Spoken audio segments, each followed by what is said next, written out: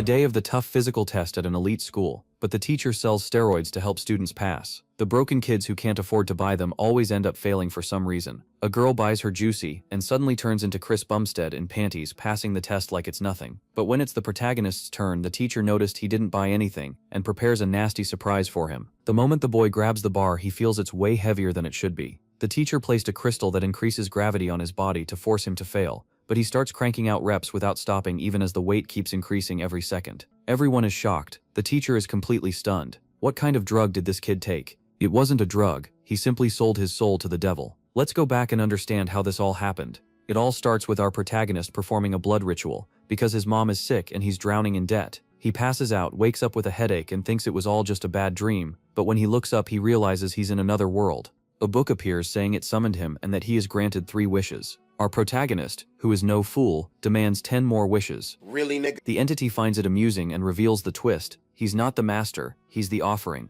A colossal monster appears saying, "Your soul is already mine." The boy tries to run, but the demon makes him burn alive. While he's literally on fire, he starts arguing about contract clauses, saying this isn't an execution, it's a test, and by the rules, he can't be killed without being tested first. The monster is so impressed by his audacity that it makes a new offer. It will grant 999 wishes, and the boy becomes a god, but his remaining lifespan will be just 1 minute. The only way to earn more time and not die is by using those wishes to carry out the demon's orders. No time to read the fine print, he signs. He wakes up back in the real world, and everything seemed fine, but the moment he walks into his apartment, he finds out the debt is even worse. A blood-guaranteed loan. He didn't even have time to read it before taking a hit to the head that sent him flying. They start beating the boy and talking trash about his mom. At that moment, the kid's eyes light up and an image of his mother flashes through his mind. The boy fills up with pure rage and punches Jake Paul right in the mouth. His goons can't figure out how this weak kid just did that to a pro fighter. An insane aura starts rising from his body, and even so the goons don't back down. One of the brutes attacks with a club and misses completely. The MC delivers a kick so hard to the guy's head that he'll never remember his own name again. The other one decided to try his luck, but at the speed of light caught a kick to the stomach with no time to react. The last goon, shaking with fear, gives up the boss. Lee Yu.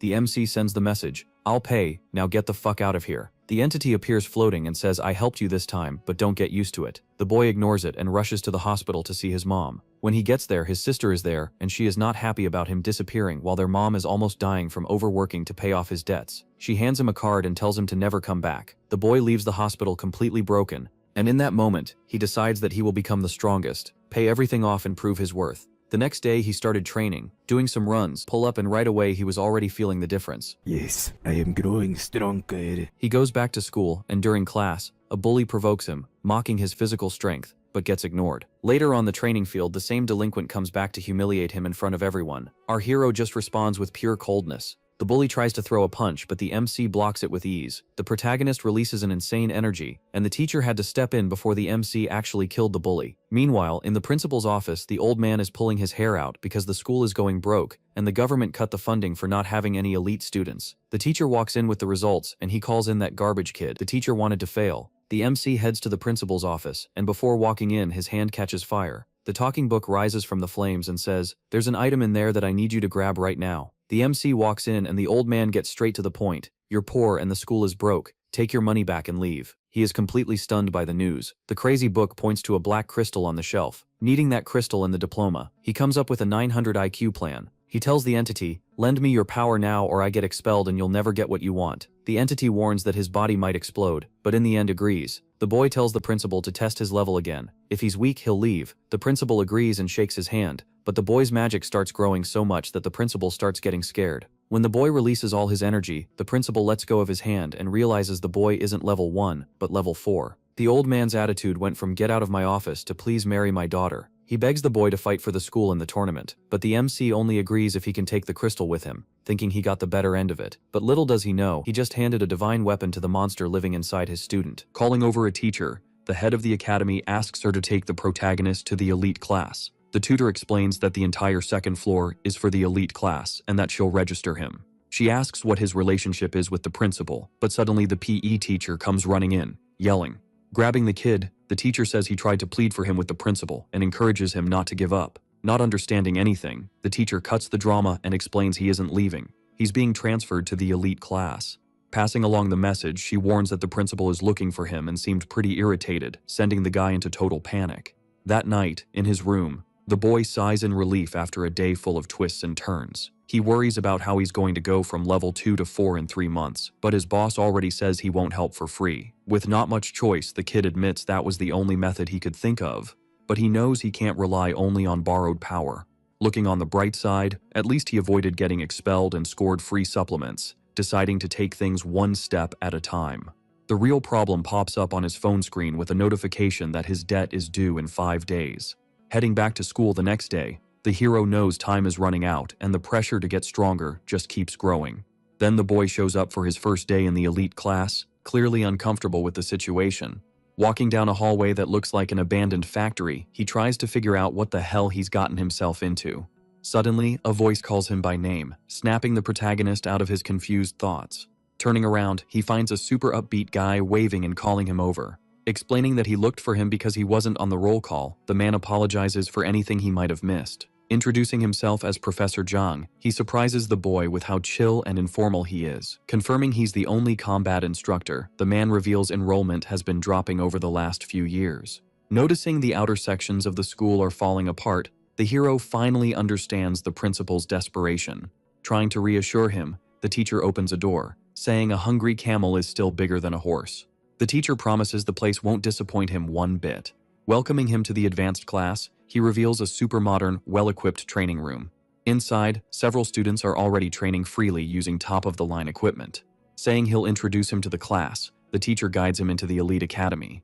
Completely impressed, the young man notices the facilities are first-rate, and the students seem way more motivated. But a closer look makes the hero realize something feels off in the air. As he takes in the room, the young man senses a pretty tense atmosphere among the elite class students. Trying to get everyone's attention, Professor Zhang gathers the class to introduce the new classmate. Introducing the boy, the teacher explains that the advanced class only cares about strength, so the newbie must have something special. Still, one of the older students is already staring at the newcomer with suspicion, doubting his real strength. The veteran accuses the boy of using connections to get in, saying he'll only hold the class back. Standing up for the new student, the teacher scolds the upperclassman for his tone, but the main guy doesn't even seem to care. Ignoring the warning, the brute throws out a formal challenge, asking if the hero accepts the fight. Watching it, the other students are shocked, since a formal challenge is serious and involves both of their pride. Across the room, a pink-haired girl asks what's going on and finds out the new kid is going to fight. Hearing that, a blonde guy seems interested for the first time, asking about this transfer student. Trying to stop the fight, the teacher warns that a formal challenge requires consent, hoping the new kid will refuse. To everyone's surprise, the hero accepts the challenge, seeing it as a good chance to test his strength before the tournament. Meanwhile, in his office, the principal gets a call and is completely stunned by the news. On the other end of the line, Professor Zhang says the kid is already fighting, and he barely even made it to class. He says the strongest student issued a formal challenge, and the hero accepted right away. With the whole class egging the fight on, things spiral out of control with no chance for anyone to back out. The principal sees it as the perfect chance to test that power-hiding training excuse and approves the match. In front of everyone, Professor Zhang goes over the rules, warning that any interference means immediate expulsion. Revealing both of their levels, he confirms they're both rank E, Phase 2, making it a fair fight. Making it clear it's a friendly match, the teacher strictly forbids using lethal force. As the upperclassman stares the hero down, the teacher stresses there won't be any payback after the fight. It's decided that a clean hit to the face or a surrender ends the match immediately. Giving the signal, the instructor finally yells for the fight to start. Charging in, the upperclassman plans to strike first with everything he's got. His goal is to end the fight instantly, but the protagonist blocks the blow with ridiculous ease, like he saw it coming. Stunned by what he's seeing, the upperclassman can't believe the new kid's insane reflexes. Starting a flurry of fast punches, the brute tries to land something on the kid no matter what. In his head, he curses the hero for dodging around like a rat. Determined to corner him, the aggressor throws a kick that gets dodged. The opponent mocks the protagonist, saying all he knows how to do is run. Using a martial arts move, the upperclassman throws a powerful hook kick. He thinks the impact will be enough to drop the new kid, but he doesn't realize his strike got blocked. In a totally unexpected move, the kid spins and lands a kick to the back of his opponent's neck. In total disbelief, the upperclassman can't believe the new kid knows how to fight too. Even so, he tries to stay calm, thinking he's got a chance as long as he doesn't get hit in the face. When he turns around, the hero is right in front of him, throwing the finishing blow. Then the guy points out the rule, reminding him that a clean hit to the face means a win. Without needing anything else, the teacher steps in and calls the match, with Joe Chen as the winner. Shocked, the upperclassman can barely process that he just got beaten. Watching it, the other students are left speechless, saying the new kid is way too strong. Thinking the fight was quick, the protagonist uses the win to say there's no reason to complain anymore. Looking back at the fight, the teacher concludes the kid is a talent with crazy physical ability and reflexes. All of a sudden, the principal shows up, congratulating the hero on the nice win. Pulling the guy aside, the principal says there's something important he needs to talk to him about. Watching the hero leave with the principal, the elite crowd talks about how strong the new kid is. At that, the blonde student decides he needs to recruit someone like that for his group, which annoys his partner. Walking with the principal, the young man says his classmates are pretty hyped, but the boss says he'll get used to it. Promising full support, the principal tells him to focus on training, making the protagonist think about asking for financial help. Taking the opening, the kid awkwardly asks if there's any way for students to make money fast. Scolding the kid, the principal says he should focus on training so he can make money in the future. Later on, working out alone, the hero worries about the debt since student loans are punished harshly. Suddenly, a voice pops up behind him, calling out to him in a pretty laid-back way. Showing up all excited, the blonde guy praises the earlier fight, already hugging the kid who doesn't even know who he is. Right away, the pink-haired girl shows up to scold her partner, calling him rude. Apologizing for his behavior, the girl introduces herself as Su Xiaoxia and introduces the blonde guy as Shen Jiarui. Explaining that they're his upperclassmen, the girl offers to help with anything he needs. Saying that they're a team of 3 now, Shen Jiarui names himself leader while the hero thinks he's a pretty weird guy. Making small talk, the upperclassman asks where the kid learned that fighting technique, leaving the protagonist confused. Not getting the question, the blonde is shocked to hear it was just a reflex and not a technique. Saying the hit was brutal, the upperclassman says the loser will be furious when he finds out the truth. Then the girl explains that combat techniques are powerful moves learned through scrolls or stones. Revealing that the opponent's move was a D-rank technique, the upperclassman makes the kid understand what's going on. Thinking he'd have better odds with a technique of his own, the protagonist asks if they're rare to find. Explaining that the school only teaches the basics, the two reveal that a D-rank technique costs 500,000. Right after that, the 2 new classmates brag, saying they both already have their own combat techniques. Noticing they act like 500,000 is nothing, the hero concludes the elite class is rich. Suddenly, an idea hits him, and he thinks that if they're rich, maybe they can teach him how to make money. Without wasting time, he asks if there's a legal way to get cash to buy a technique. Thinking for a moment, the upperclassman suggests the only option that comes to mind, the Blackwater district. Immediately, the girl scolds him for leading the newbie down the wrong path, but the kid gets curious. Trying to play it off, the upperclassman says he was joking and that getting in there is forbidden, punishable by expulsion. Changing the subject, he asks how much money the hero needs for that combat technique. Hearing he needs 300,000, the 2 upperclassmen gape, shocked at the amount. Checking his balance on his phone, the blonde sees he doesn't have enough, and the girl says she's broke too. Thinking about the Blackwater district, the kid decides that in desperate times, desperate measures are needed. Later, when he reaches Blackwater Street at night, the place looks completely deserted. Using his phone's GPS, he confirms he's in the right spot, right in the middle of the Forbidden District. Looking at the ghost town, he realizes it isn't far from his house, just a few minutes by car. The hero asks his boss what he thinks is in there. With no answer, the kid starts wondering if the entity is even there with him. Confident in his borrowed level 4 power, he believes he can handle it. Watching the abandoned, ruined buildings, he wonders if that really is the so-called miracle zone. Suddenly, the protagonist notices signs that someone's been walking around there recently. Following the tracks, he finds a strange wooden door with a blue light, thinking it's interesting. Without hesitating, he steps through the secret passage, curious to see what's on the other side. To his surprise, he finds a city full of people, the real miracle zone. Walking through the filthy streets, he sees people sleeping on the ground. Right after that, he catches illegal deals happening out in the open in the dark alleys. Realizing the place is lawless, the kid sees a real chance to get the money he needs. Before looking for a way to make cash, the young guy notices something strange. Turning around, he asks how long the person is going to keep following him. Stepping out of the shadows, a man praises the kid's instincts, thinking his awareness is really good. Showing up with 2 more goons, the leader admits the plan was to ambush him, but now they'll have to do it the hard way. Not understanding what's going on, the hero asks why the hell they want to take him out of nowhere. The thug explains he looks like a rich kid in disguise, and they're going to demand a huge ransom. Thinking the plan is ridiculous, the kid can only wonder what kind of idiot would do something like that. Grabbing the protagonist by the shoulder, the guy brags that he's an oracle and says there's no escape. Staring the thug down up close, the hero just says he's really rude. Giving the guy a light slap, he cracks the ground from the impact. Seeing their boss knocked out, the other two goons panic, not believing it. Furious that he attacked with his guard down, the guys pull knives, determined to teach the kid a lesson, but the kid stays calm, waiting for their attack, when two wooden crates are thrown, hitting both thugs dead on. Someone appears, surprising the kid. Holding his hand, a girl telling the hero to come with her. Not giving him time to think, she yanks him along and takes off running. Stopping somewhere safer, the girl says they should be safe there. Thanking her for saving him, the boy regrets not being able to interrogate the thugs.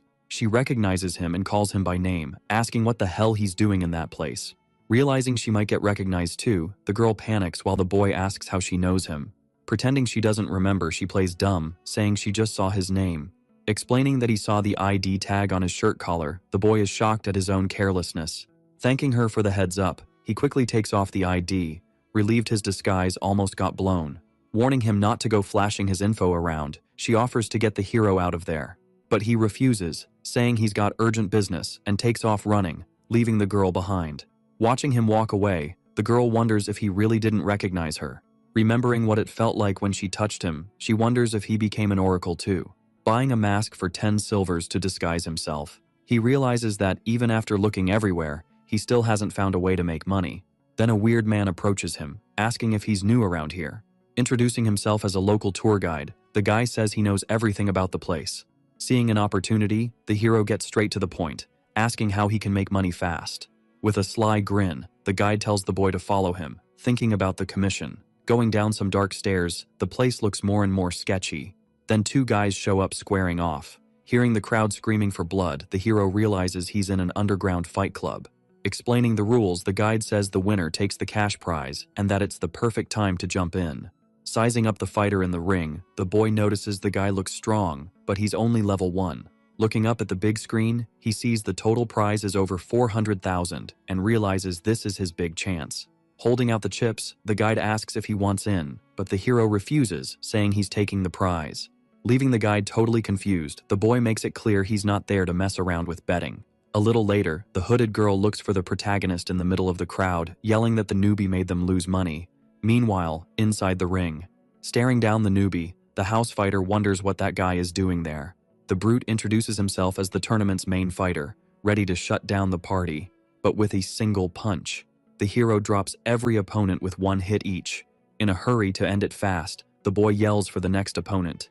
Seeing the determination of the next challenger, the hero just stares him down. Sending the guy flying with one blow, he simply asks for the next. Desperate, the other fighter tries to bet something before fighting, but it's too late. He ends up getting knocked out and slammed into the big screen, ending his run in a humiliating way. Seeing the massacre, the boss panics, not understanding how they let a guy who looks that weak fight. Getting word that his fighters ran off, he realizes the club is going to go bankrupt. Determined not to let the boy take the prize, the boss orders them to release the thing for the special match. Finishing off the last opponent with a punch, the protagonist clears the ring. Then he asks if the prize money is his. But the club boss announces one last thrilling fight, making the boy realize they never plan to pay. Then they bring a giant crate into the arena, announcing the final secret challenger. The announcer introduces a freak called Niflun. Without any fuss, the staff release the bizarre creature into the fighting arena. Falling awkwardly to the ground, the monster is freed from its restraints. Not understanding anything, the hero just watches the bizarre scene. But soon he spots a strange device strapped to the back of the creature's neck. The thing then stands up, showing off a sinister face. In the crowd, a brute pisses himself in fear, but tries to act tough to impress the girl next to him. Seeing the creature up close, the girl panics, wondering how that thing ended up there. Worried about the boy's safety, she thinks about using her powers, but that would expose her identity. Not knowing what to do, she just watches, hoping he can get away. Inside the arena, the hero laments his boss not being there, knowing that opponent isn't human. Feeling a chill down his spine, his instincts scream that the thing is extremely dangerous. Charging in at insane speed, the creature almost lands a hit on the boy. Dodging by a hair, the hero feels a cut on his neck, knowing he would have died if he hadn't moved. The monster makes it clear it wants to kill, not just fight. Knowing he can't hold back, the boy tries to block an attack, but the beast's strength is unreal. He realizes the opponent is way too dangerous and he needs to end the fight fast.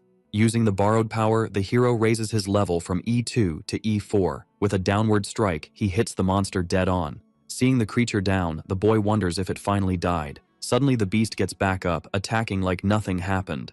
Realizing his attack did nothing, the hero understands that fighting hand-to-hand won't work. He knows he desperately needs a weapon to have any chance. The creature tries another attack, but the boy sees an opening, counters, and breaks one of the creature's claws. Taking advantage of the gap, he uses it as a weapon against the monster. He realizes he needs one more chance to finish it. Suddenly, the creature releases a curtain of smoke that covers the whole arena. Covering his face, the boy wonders if it's poisonous mist, but realizes it's just smoke. Caught off guard, the hero takes a grazing cut, but manages to defend himself. Using the smoke to its advantage, the monster keeps up a string of fast strikes. Taking another cut across his back, the boy groans in pain, unable to see anything. Completely blinded by the haze, he realizes the opponent is using the smoke to wear him down. Knowing time is against him, the protagonist understands he has to end the fight now. So he tries to use all his senses to find the enemy's position. Cranking his focus up as much as possible, he manages to see through the smoke, locking onto his target. Seeing the creature's attack coming straight at him, he stops the opponent's attack. With a quick move, he slices the beast's arm off with its own sharp claw. Screaming in pain, the creature is left completely exposed. Seeing his perfect chance, the hero rushes in, ready to land the finishing blow. Suddenly his heart starts to give out, throbbing with unbearable pain.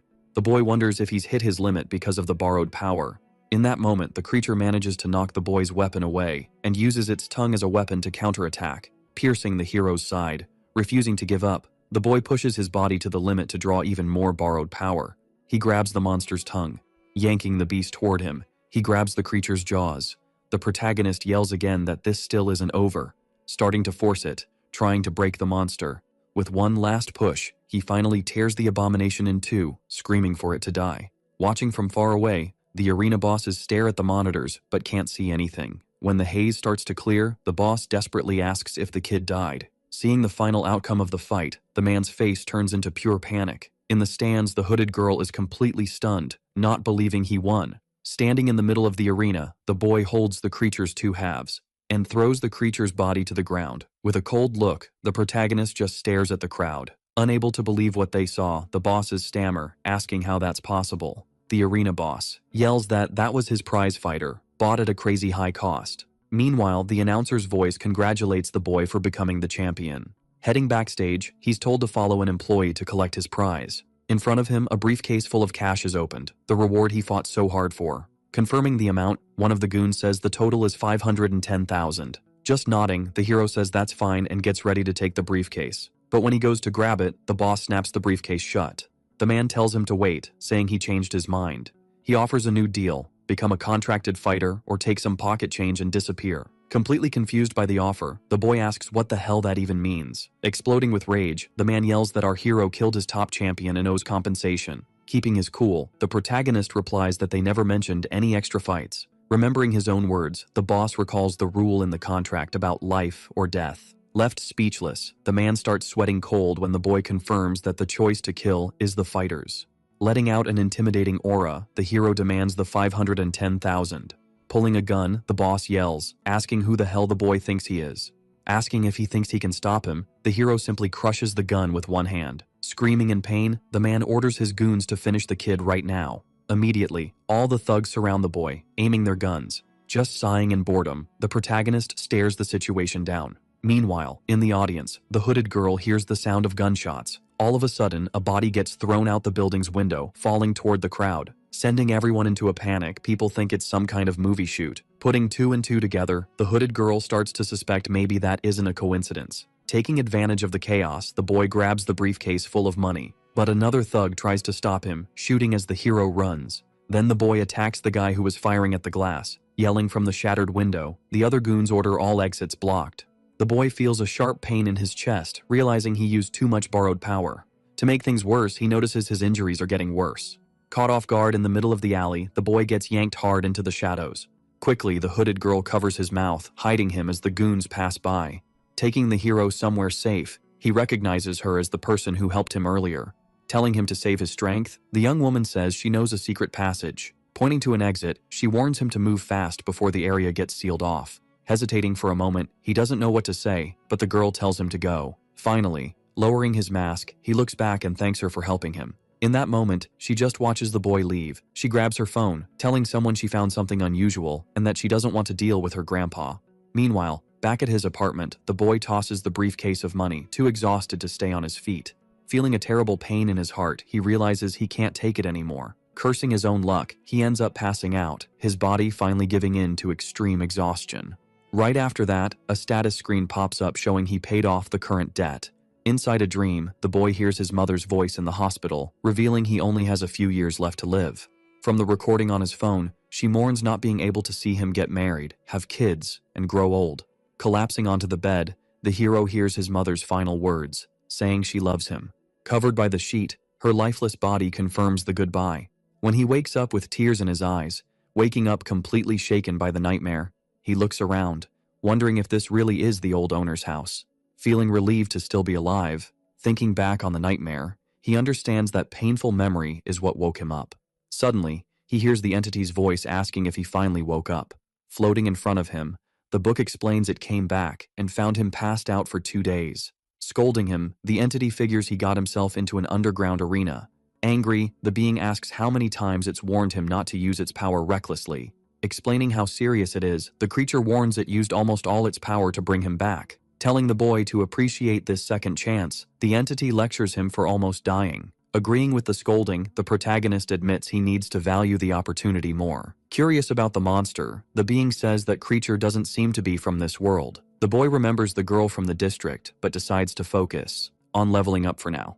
Suddenly he remembers the money he almost forgot. Opening the briefcase in a hurry, he sees the stacks of cash. The protagonist celebrates that the money's still there, but his boss calls him pathetic. Checking his own body, the boy realizes he needs to treat the wound in his stomach. Thinking about everything he has to do, he feels overwhelmed with treatment, training, and the bank. Heading straight to the hospital, the first task on his list is taking care of that serious wound. Now in the exam room, the doctor looks at the injury and says it's nothing serious. Impressed by how fast he's recovering, the doctor asks if the boy is an oracle. Taking the chance, the guy tries to push a membership card, but the hero refuses. The protagonist feels relieved the monster's tongue isn't poisonous. Handing him a vial, the doctor tells him to go pay at the front desk, leaving the boy confused. Noticing a strange light in the vial, the young man asks the doctor about the bluish glow. But the doctor doesn't see anything, making the hero wonder if he's the only one who can. Trying to take advantage of it, the doctor suggests it's hallucinations and offers counseling. Ignoring the nonsense, the boy notices all the medicine vials are glowing too. Walking through the hospital, he realizes he can see those lights everywhere now. Thinking about the difference between normal people and oracles, he figures that glow can only be stellar energy. Then, a memory of the fight in the arena surfaces, making him wonder if that incident activated the ability. Confident, the protagonist realizes that if he can sense stellar energy, he can absorb it better. Suddenly, a guy in sunglasses walks past him, giving off a powerful green aura. Completely shocked by how intense that energy is, the boy realizes that man's strength is extraordinary. Feeling like he just got scanned, the strange man stops for a moment, but doubts there's anyone strong around. Through the communicator, a voice reminds him of his mission. Find the so-called alien star and stop stalling. Replying calmly, the guy says he'll enjoy the trip while the voice reveals a prophecy about that star changing history. Thinking his boss worries too much, the man takes off his glasses, wondering what he'll do if the star is an enemy. With an evil grin, Amir, an A-rank speaker, promises he'll personally destroy the threat if necessary. Back at Lighter Revelation Academy, the boy is already called in for a serious talk. The director asks why, just a few days after joining the special class, he was already skipping and ignoring messages. Apologizing, the hero makes up that something urgent came up at home and that he's willing to accept any punishment. Clearing things up, the director says he just wanted to know if something bad had happened to him. Reassuring him, the man stresses that he trusts the kid and that even if he didn't go to the tournament, the school would still back him. Understanding that the academy's purpose is to nurture talent, the young man listens closely to the boss's words. The protagonist promises he'll do his best in the tournament to bring honor to the school. As he dismisses the student, the director mentions that his friends were so worried they even went looking for him in his office. He barely makes it out when a voice is already calling his name in the academy hallway. Welcomed by his new classmates, they complain that he vanished for days, making everyone worry. Making conversation, the blonde upperclassman brings up the combat technique they'd talked about before. Handing over a card, The guy reveals that he and his partner scraped together 300,000, and the hero can pay it back later. Completely stunned by the gesture, the boy thinks he mentioned that by accident, not expecting them to take it so seriously. Turning down the help, he makes up the excuse that the technique wasn't worth that much, and thanks them both for caring. Unexpectedly, the upperclassman he beat before walks up, offering 50,000 from his savings, and apologizing. Refusing the money, the young man says he doesn't need to act like a servant, but the pink-haired girl cuts in, calling the brute out. Explaining himself, the guy admits he just wanted to apologize for judging the newbie wrong, and that now he wants to be his friend. Whispering in the boy's ear, the upperclassman says he was the first one to beat the guy and asks if they should let him join the team. Accepting the idea, the upperclassman invites him to be the fourth member and, to celebrate, the blonde immediately tells the newbie to go get him water. Joking about it, the blonde upperclassman says the one who should fetch the water is the guy who got beaten, making the brute annoyed. Starting the heavy training, the hero reflects that for speakers to level up, they need to absorb stellar energy, but the absorption rate is way more complicated than it looks, and it's a huge obstacle. Even using equipment to maximize the intensity, his absorption rate is still really low, and the energy ends up getting wasted. At this pace, he realizes he'll never reach level 4 in time for the competition and desperately needs to boost his absorption rate. Thinking free training is boring, the blonde upperclassman challenges the hero to a fight, wanting to spice things up. Remembering the fight against the monster, the boy gets an idea, realizing it was because of that battle that he awakened energy observation. Turning to his teammate with a plan in mind, the protagonist says he's in, but he'll need everyone's help. A little while later, the pink-haired upperclassman launches her attack using the Izumo palm technique. Immediately, the blonde upperclassman charges in with his rending fist. Syncing their moves, the young man manages to block both attacks at the same time while praising their timing. After almost an hour of intense training, the boy takes a break, leaving the duo completely exhausted on the floor. Impressed by the method, the upperclassman says she didn't expect the fight to be serious, and the blonde admits he went all out. Announcing the next round, the hero says it's the brute's turn. Realizing he was right, the guy concludes that in this kind of all-out battle, everyone's absorption rate shoots up. Taking advantage of the fact his stats are at their peak, he thinks about trying that other risky method to level up. Thinking back to the supplements, he knows the stellar energy in them is way too diluted to keep normal people safe. From what he's seen, borrowed stellar energy is 100 times more concentrated, and absorbing it directly would make his body explode. So if he just controls the flow to what he can handle, he can turn that temporary power into something permanent. Feeling the energy flowing, the hero realizes for the first time the insane amount of power he can borrow. Because of that, he manages to level up twice in a row. Slowly controlling the flow, he starts compressing the energy as much as possible to try to absorb it, focusing completely on absorbing the power. Getting hit by the energy, his body is instantly overloaded by the wave of power. Not expecting even a small amount to be that overwhelming, he feels his whole body fill up with power. Cursing his luck, he realizes that even holding back, he still absorbed too much, and at this rate his body is going to explode. With no other choice, the boy releases all the excess energy upward, trying to avoid an explosion, creating a massive shockwave. Completely panicked, the blonde veteran yells that the newbie's stellar energy suddenly spiked. Out of nowhere, the book senses a strange energy, wondering what the hell is going on with its servant. Back in his subconscious, the guy asks his boss if he said anything, but the entity just replies that what matters is that he's alive. Running over worried, the class instructor asks what happened and if everyone's okay. Feeling the intense energy overload, the master wonders if that was the commotion from a moment ago and orders them to bring the detector. When they put the device on, a glowing cube shows the number 3. Leaving the instructor stunned, the master shouts asking if he saw that right while his students stare with their mouths open at the result. Realizing this is the first level 3 student in years, the instructor runs off to tell the principal while the hero decides to train at home. Super pumped, the female veteran gets that if they keep training like that, they can level up too. Asking his boss why he isn't yelling at him, the boy raises his arm, weirded out by the silence. With a sinister smile, the entity says it's used to it now and won't waste words anymore, since it needs him to get stronger. The hero says he still has a lot of stellar energy stored up, and that once his body absorbs it all, he can reach level 4. With 55 days left until the tournament, the guy starts an intense routine of training and running. Together with his team, he trains non-stop. The days fly by with daily, exhausting training. Finally, September 6th arrives, marking the start of the long-awaited exchange tournament. The arena is already packed with a huge crowd of people waiting for the fights. Excited, Sushiaxia says she can't believe she's on that stage, and that her mom would cry from happiness. Worried about the kid, the big bruiser veteran asks if he's ready for level 4 fights. Reassuring the team, the protagonist says the principal only asked him to participate, and that if it gets dangerous, he'll just drop out. Explaining the logistics, his teammates warn that the rest areas are separate and that they need to split up there. Waving to the team, the young man says goodbye, thinking that the time has finally come. He turns around, ready to prepare for the biggest challenge of his life so far. Meanwhile, in the VIP stands, inside the room, the principal and the teacher comment that it's the first time they've competed in the VIP section, and they've never gotten this kind of treatment before. Suddenly, a man in a white lab coat shows up all excited, greeting Lighter School's principal. Congratulating his colleague, Yunxiang Academy's principal shakes his hand, shocked that he managed to train a level 4 student. Talking about the new format, the principals say that with the increase in subsidies, the competition is going to be way more intense.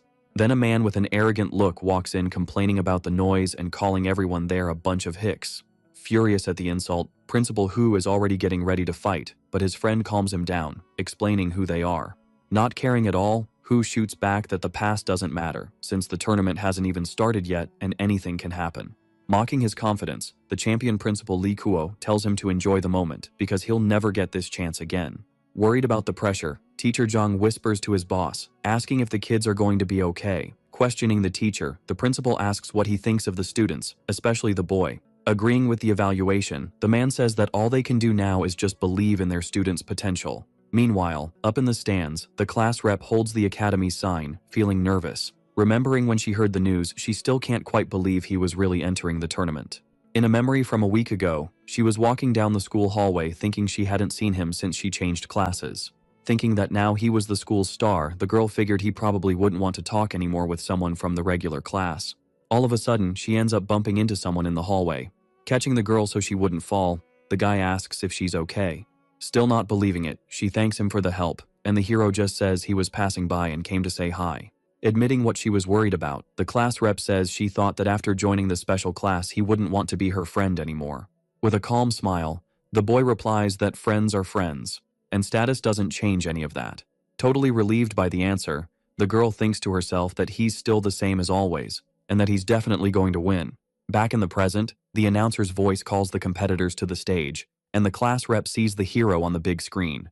Walking confidently toward the arena, the young man gets ready for the challenge. Welcoming the guests, teachers, and students, the arena gets ready for the tournament's opening. Introducing themselves to the crowd, the hosts reveal that the competition will be run by them, and his co-host is the famous Lillian.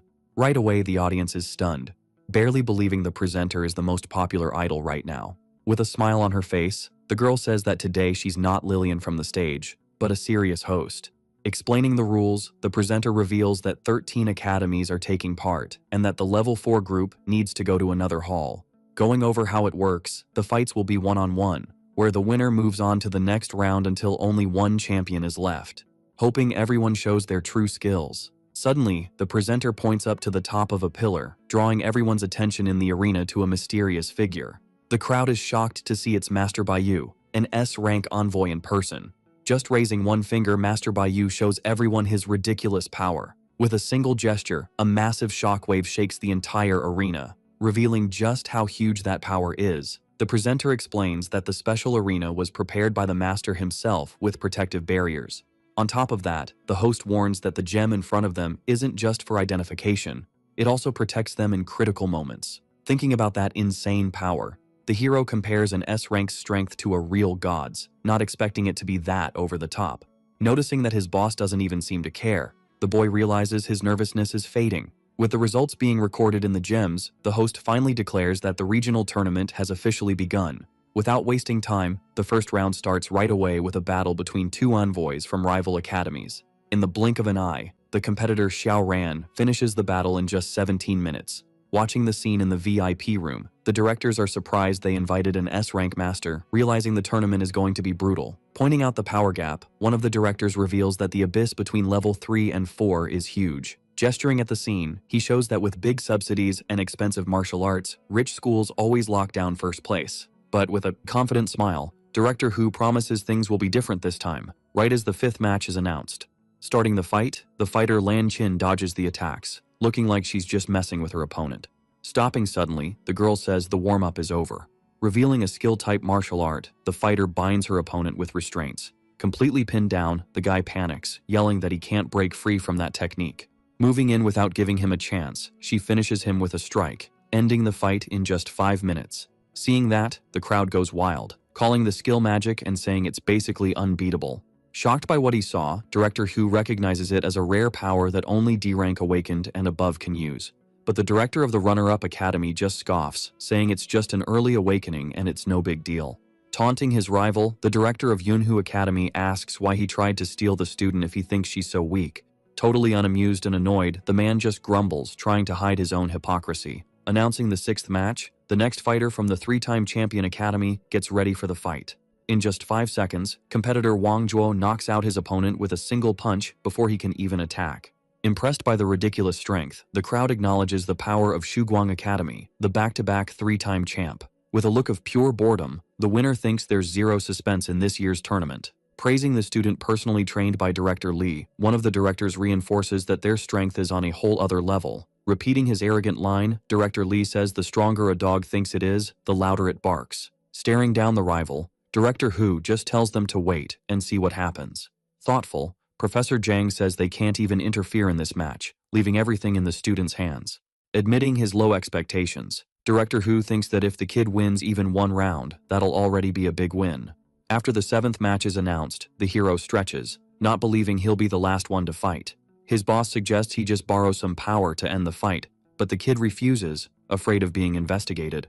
Suddenly, one of the female competitors walks up, saying he got unlucky, ending up with the last match. Introducing herself as one of the earlier fighters, the girl reveals his opponent is one of the top contenders for the title. Questioning why his opponent would use such a powerful move, the hero finds out the fight for funding is brutally cutthroat.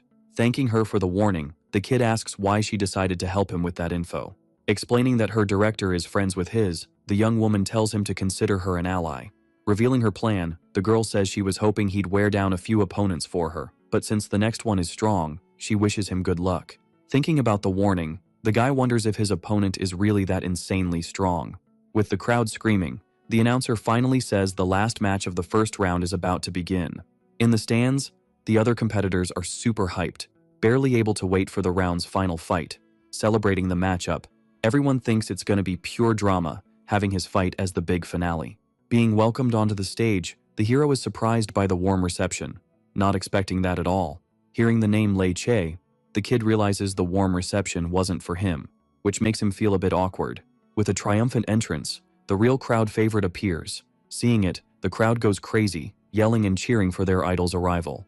The blonde competitor gives off an imposing presence. Then the big screen shows the bracket for the 8th match, confirming that Zhou Chen from Later Academy will face Lei Che from Zhongshan Academy. As the narrator introduces the opponent, Lei Che's story is revealed as a genius who reached level 4 in 4 years. Seeing the crowd chanting the opponent's name, the scene focuses on the fans' excitement in the stands. Completely smitten, the girls in the crowd scream non-stop, showing their unconditional support. Watching the scene, the class rep comments that the opponent even has a fan club, while nobody is cheering for the hero. Snapping back arrogantly, a fan says it's obvious, since her idol is handsome and strong, and his opponent has a bad personality. Blowing up with anger, the class rep yells that she's the hero's #1 fan, defending him tooth and nail. Annoyed by the nerve, the opponent's fan starts arguing, refusing to accept any insults toward her idol. The two stare each other down with pure hatred. Shouting at the top of her lungs, the class rep cheers for the kid, while the opponent's fan does the same. Seeing it from afar, their classmates are shocked by the class rep's fierce attitude, never having seen her like that before. Inside the arena, with the crowd going wild, everyone waits to see the show the prodigy kid is about to put on. Realizing the slip-up, the host gets super embarrassed for getting carried away and forgetting to introduce one of the competitors. Apologizing, her co-host tries to fix the situation, promising a big introduction for the forgotten fighter. To the hero's embarrassment, the announcer says he has no past achievements and no special technique. Thinking to himself, the kid regrets not buying at least one technique before the fight. Mocking the situation, the other competitors comment that his school must have spent everything just to train a single level 4. Laughing at the class rep, the opponent's fan taunts her, calling her school beginner level. With an arrogant smile, the rival principal walks up, saying he feels bad that they have to leave the tournament without a single win. Clearly annoyed, Principal Hu just ignores the jab, while his friend says every school has a first time. Out in the arena, the blonde opponent stares down the protagonist, saying he's unlucky to run into him in the very first round.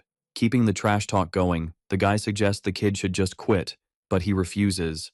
Then, full of arrogance, the enemy offers to fight using only 1/10 of his power so the loss will look more respectable. Turning down the humiliating offer, the hero gets irritated and repeats that they're going to fight normally. Seeing the opponent appear out of nowhere right next to the kid, the narrator wonders if he's holding back to decide the fight.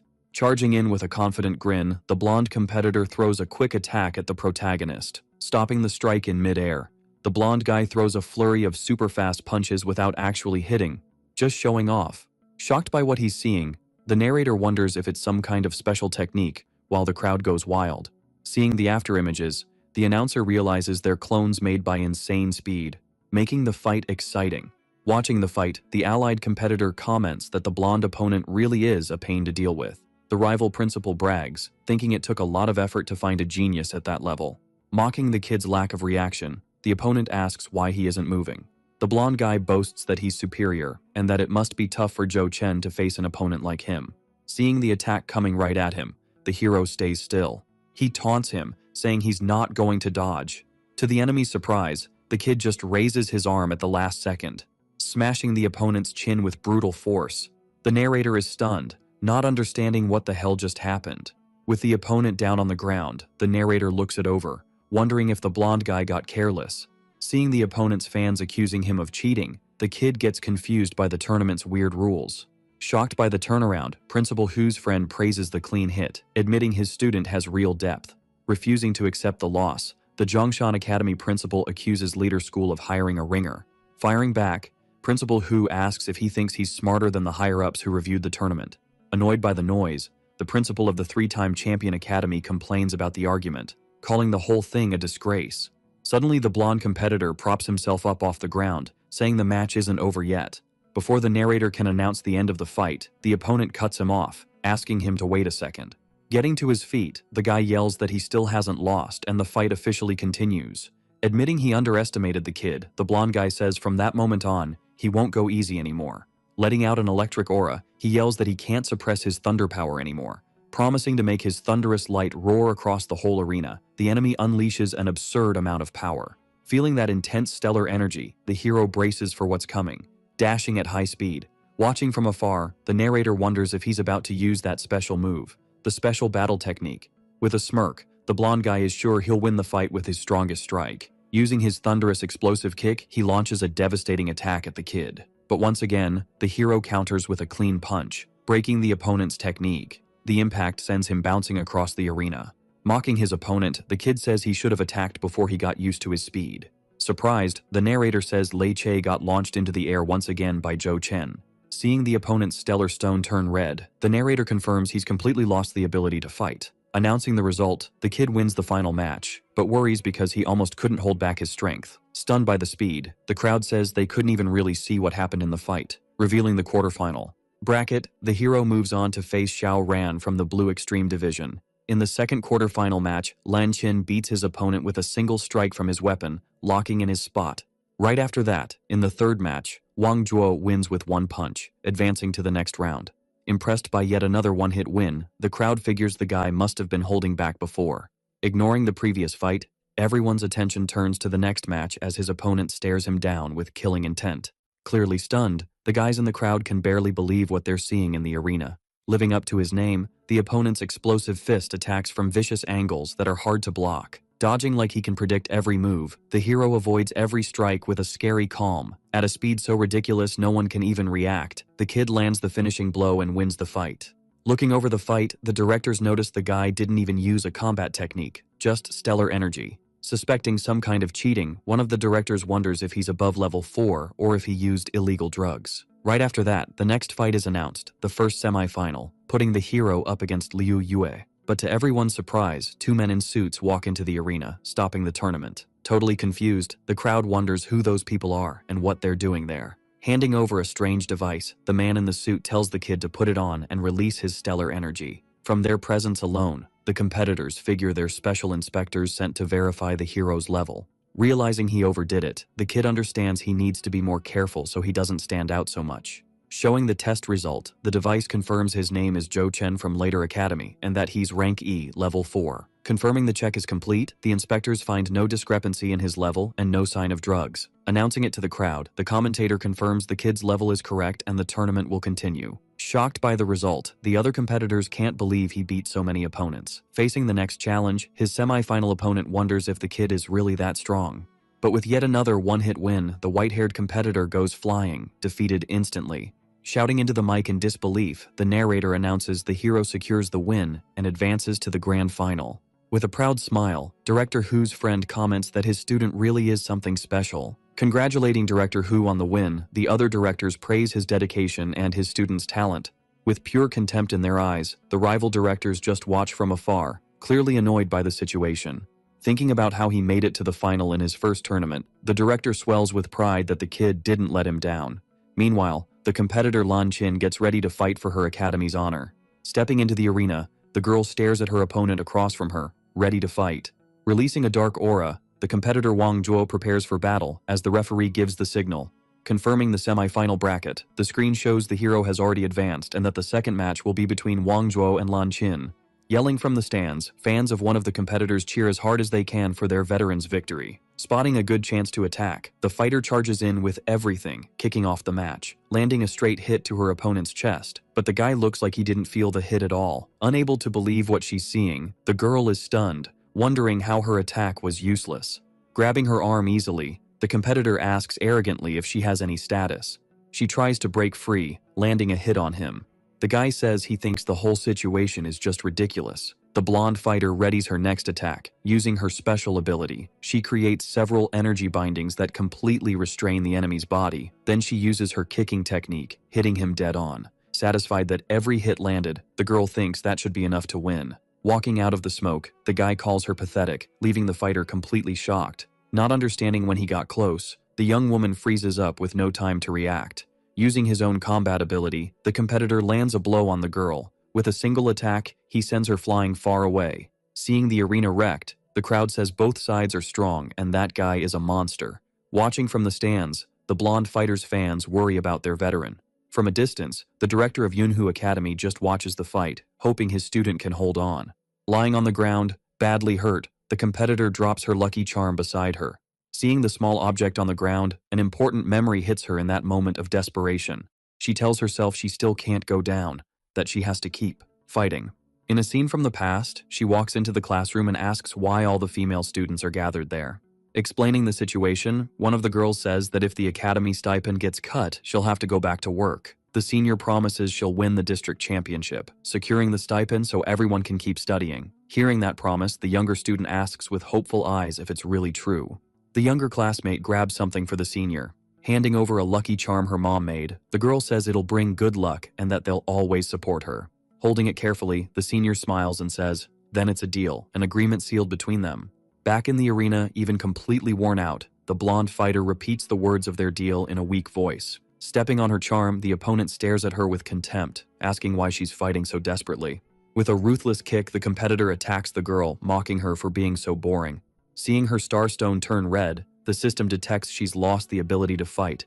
With the victory declared, the opponent is crowned the winner of the semi-final. But the rival gets ready to land a final blow on the already defeated opponent, saying the heroine's journey ends here. Panicking, the announcer yells for them to stop the fight since the match is over and he needs to hold back. Shocked, the crowd wonders what the hell he's trying to do, attacking someone who already lost. Running in a panic, Academy Director Yunhu shouts for him to stop right now before a tragedy happens.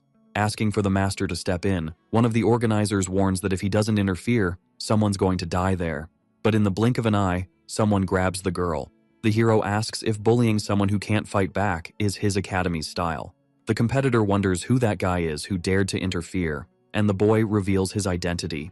Completely shocked, the announcer screams into the mic that the protagonist saved the competitor at the critical moment. Rushing over to help, Academy Director Yunhu thanks the heavens his student is safe. Watching from afar, the crowd gets furious, saying the guy went too far and hoping the hero teaches him a lesson.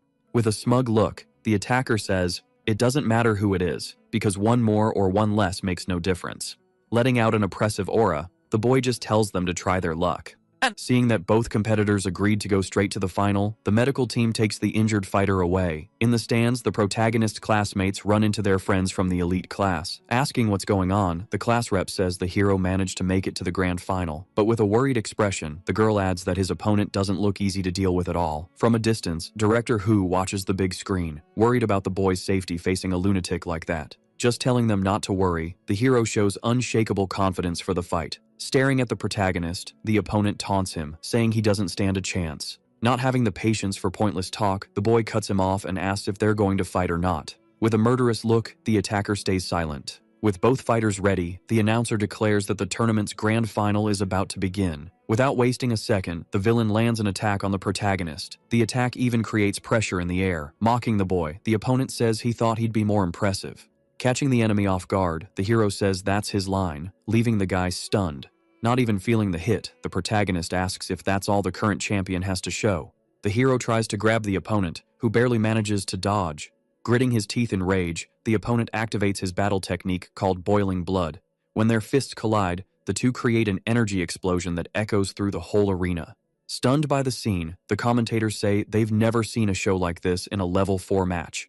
Watching the fight from afar, the boy's friends realize he'd been holding back the whole time in training. At that moment, the enemy leaves an opening for a direct attack. Immediately, the hero lands a hook on the opponent. Impressed by what he's seeing, the teacher admits he didn't expect the boy to be able to fight him evenly. Tasting his own blood, the rival is stunned, not believing he got hurt. Realizing he was injured by a rookie, rage takes over his whole being. Screaming with pure hatred, he pushes his technique to the max, his whole body turning red.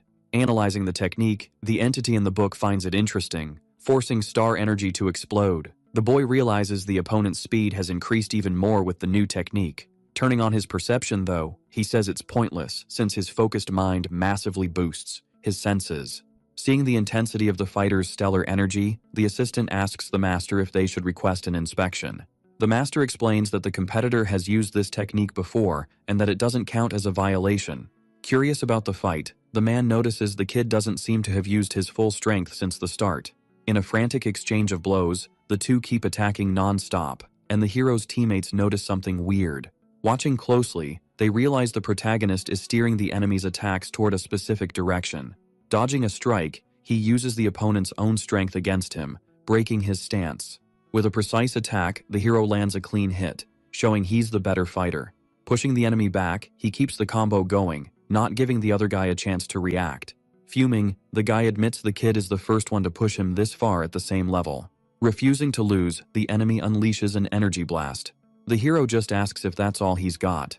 Activating his borrowed power, he's ready to end the fight once and for all. With his perception maxed out, the kid says he can see every one of the opponent's strikes clearly. Thanks to the skill, he can spot the opponent's weak point, the heart. Throwing a pinpoint strike, he hits the enemy in the chest. Screaming in pain, the guy staggers back and the kid gets ready to punch him. Shocking everyone, he blocks the next hit, thinking it's impossible for the hero's speed to still be increasing. Unable to believe it, the opponent panics, not understanding how that's possible. Shouting again that he's the strongest, he unleashes a burst of stellar energy. With a cold look, the protagonist says it ends now. Charging in with everything, the enemy yells for the kid to die. When their fists collide, a massive energy explosion erupts in the middle of the arena. The force of the impact is so insane it creates a huge shockwave. Watching the smoke clear, Director Hu desperately asks what the result was. In the middle of the dust, the announcer shouts the enemy's name, Wang Zhuo.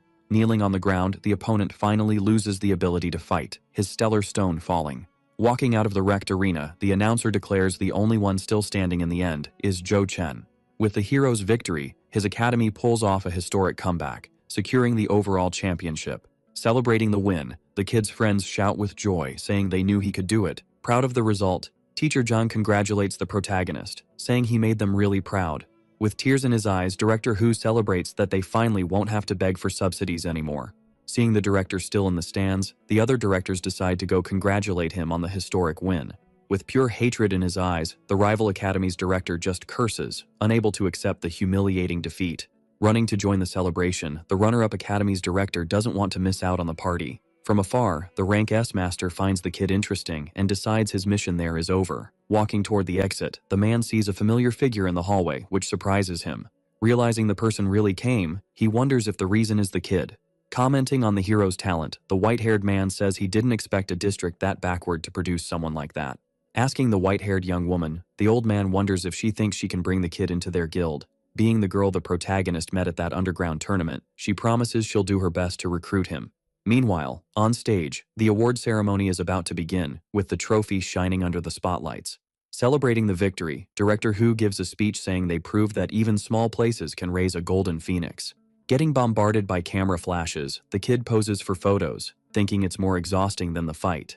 The next day, in the director's office, showing the newspaper headline about the district's miracle, the director thanks the kid, saying all of it was thanks to him. Handing over what he'd promised, the man says he hopes it can help, while the entity is happy to get the item. Warning that the specialized institutes will be in touch soon, the academy head asks him not to forget the school. Leaving the director's office, the hero runs into an unexpected surprise in the hallway. Asking why everyone is there when school's on break, the blonde veteran answers that they came looking for him. Celebrating that the tournament barely ended and the schools already sent the notices, his buddy reveals that they all got accepted into the 5 big academies.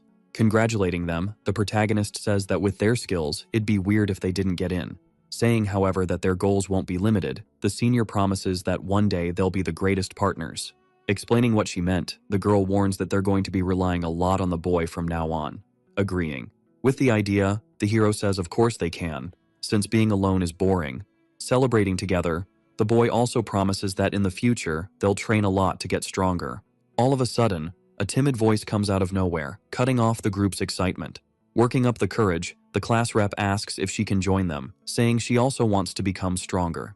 Impressed by the super modern, shiny academy, the class rep just stares with her mouth open.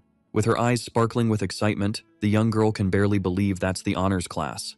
Thanking the boy for taking her request seriously, he just says he didn't do much. Bowing formally, the girl thanks the principal and everyone for letting her use the equipment. Explaining his future plans, the principal reveals he's going to remove the class restrictions so all students can train. Celebrating the victory subsidy, the principal says he can finally do what he's always wanted. Thanking each of them, he gathers the team to celebrate the academy's historic moment. Complaining about everything, the blonde senior cries that the school only got renovated after he graduated. Telling him to shut up, the big brute of a guy says not to ruin the celebratory mood. Joking about it, the principal says that if he misses the school, he can just come back to visit. Asking the class rep, the pink-haired senior asks why she's training so hard during vacation. Explaining that she used to think she had no talent, the young girl says seeing everyone fight for their dreams inspired her. Getting super emotional over her friend's determination, the senior cries, saying there's only 1 month left until registration. Promising to help with everything, her friend encourages her, and the other seniors also offer to lend a hand. Asking about the boy's plans, Shenjirui wants to know which school he's going to, but the hero says he still hasn't gotten any letter. Shocked by the news, his buddy says that's impossible, since even they got accepted into the 5 big ones. Cutting in, the principal calls the protagonist over, saying he was just about to talk about that. Handing over a red envelope, the man reveals that his admission notice had just arrived. Crowding around the boy, everyone gets super hyped, asking which of the 5 big academies invited him. Showing the letter, the message is an invitation from Dawnblade Professional Academy, one of the most prestigious. Yelling in shock, the blonde senior can barely believe it, asking if that's the Dawn Academy that's above the 5 big ones. Seeing the boy's blank expression, his buddy asks in disbelief if he has no idea what that means.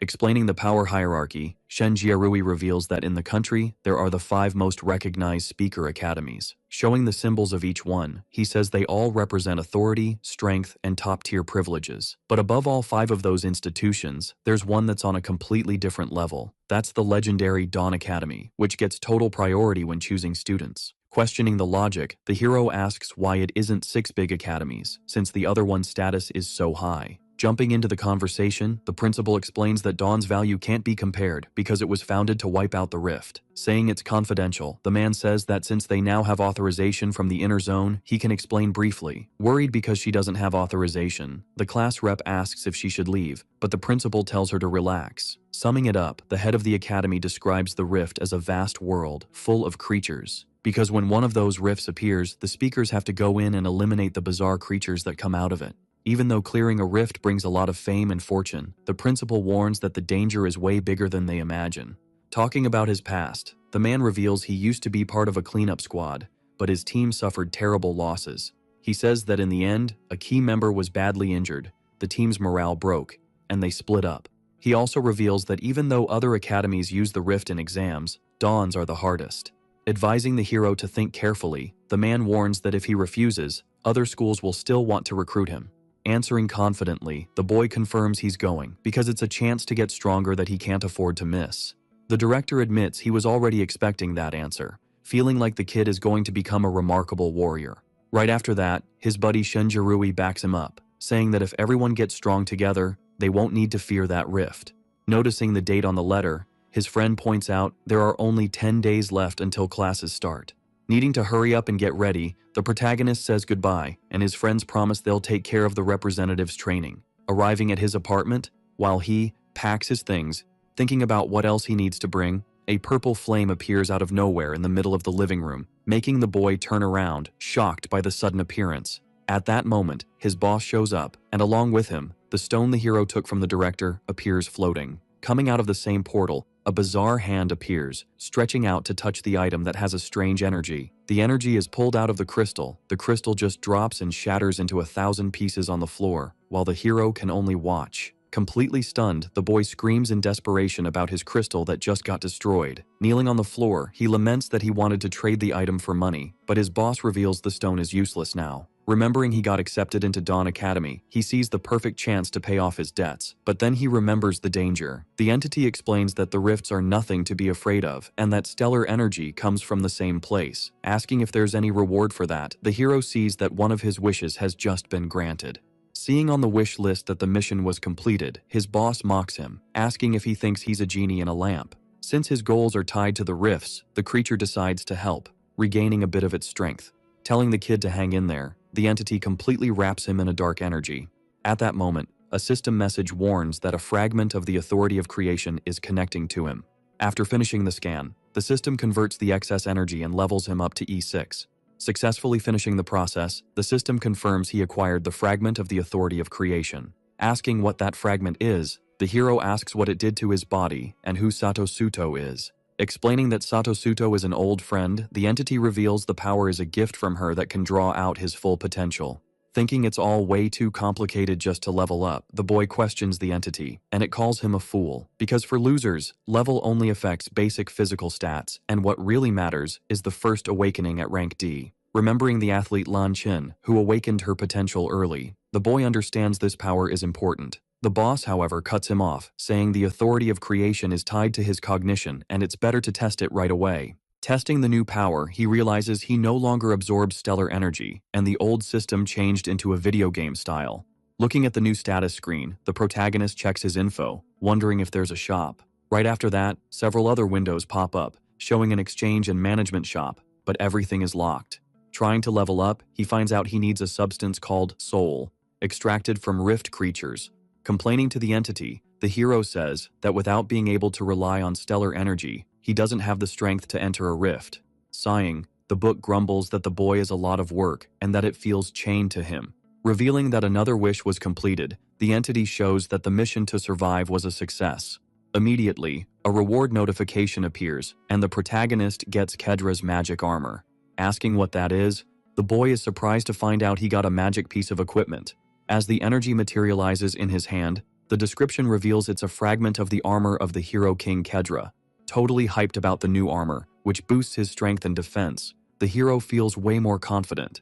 The entity says that cost all the power it had saved up, treating the gift like an advance investment. Accepting the scolding, the boy thanks his boss for the kindness and promises he'll work hard. The very next day, the boy gets ready to leave. Talking with his director and friends, he explains the trip is quick and that he can't wait to start school. Taking the opportunity, the hero asks a favor, handing an envelope to his old director. Asking why he doesn't deliver it himself, the boy makes up the excuse that he has issues with his sister. Agreeing to look after his family, the principal reassures him, and his friends promise to visit him in 6 months. Waving goodbye to everyone, the protagonist finally leaves to start at his new academy. Arriving at the city's huge airport, heading straight to the service counter, the girl asks if he needs a visa and a ticket to the intermediate level. Asking the reason for his trip, the attendant gets confused when the boy says it's to enroll. Asking for proof of enrollment, the woman waits for the document and the hero shows his admission card.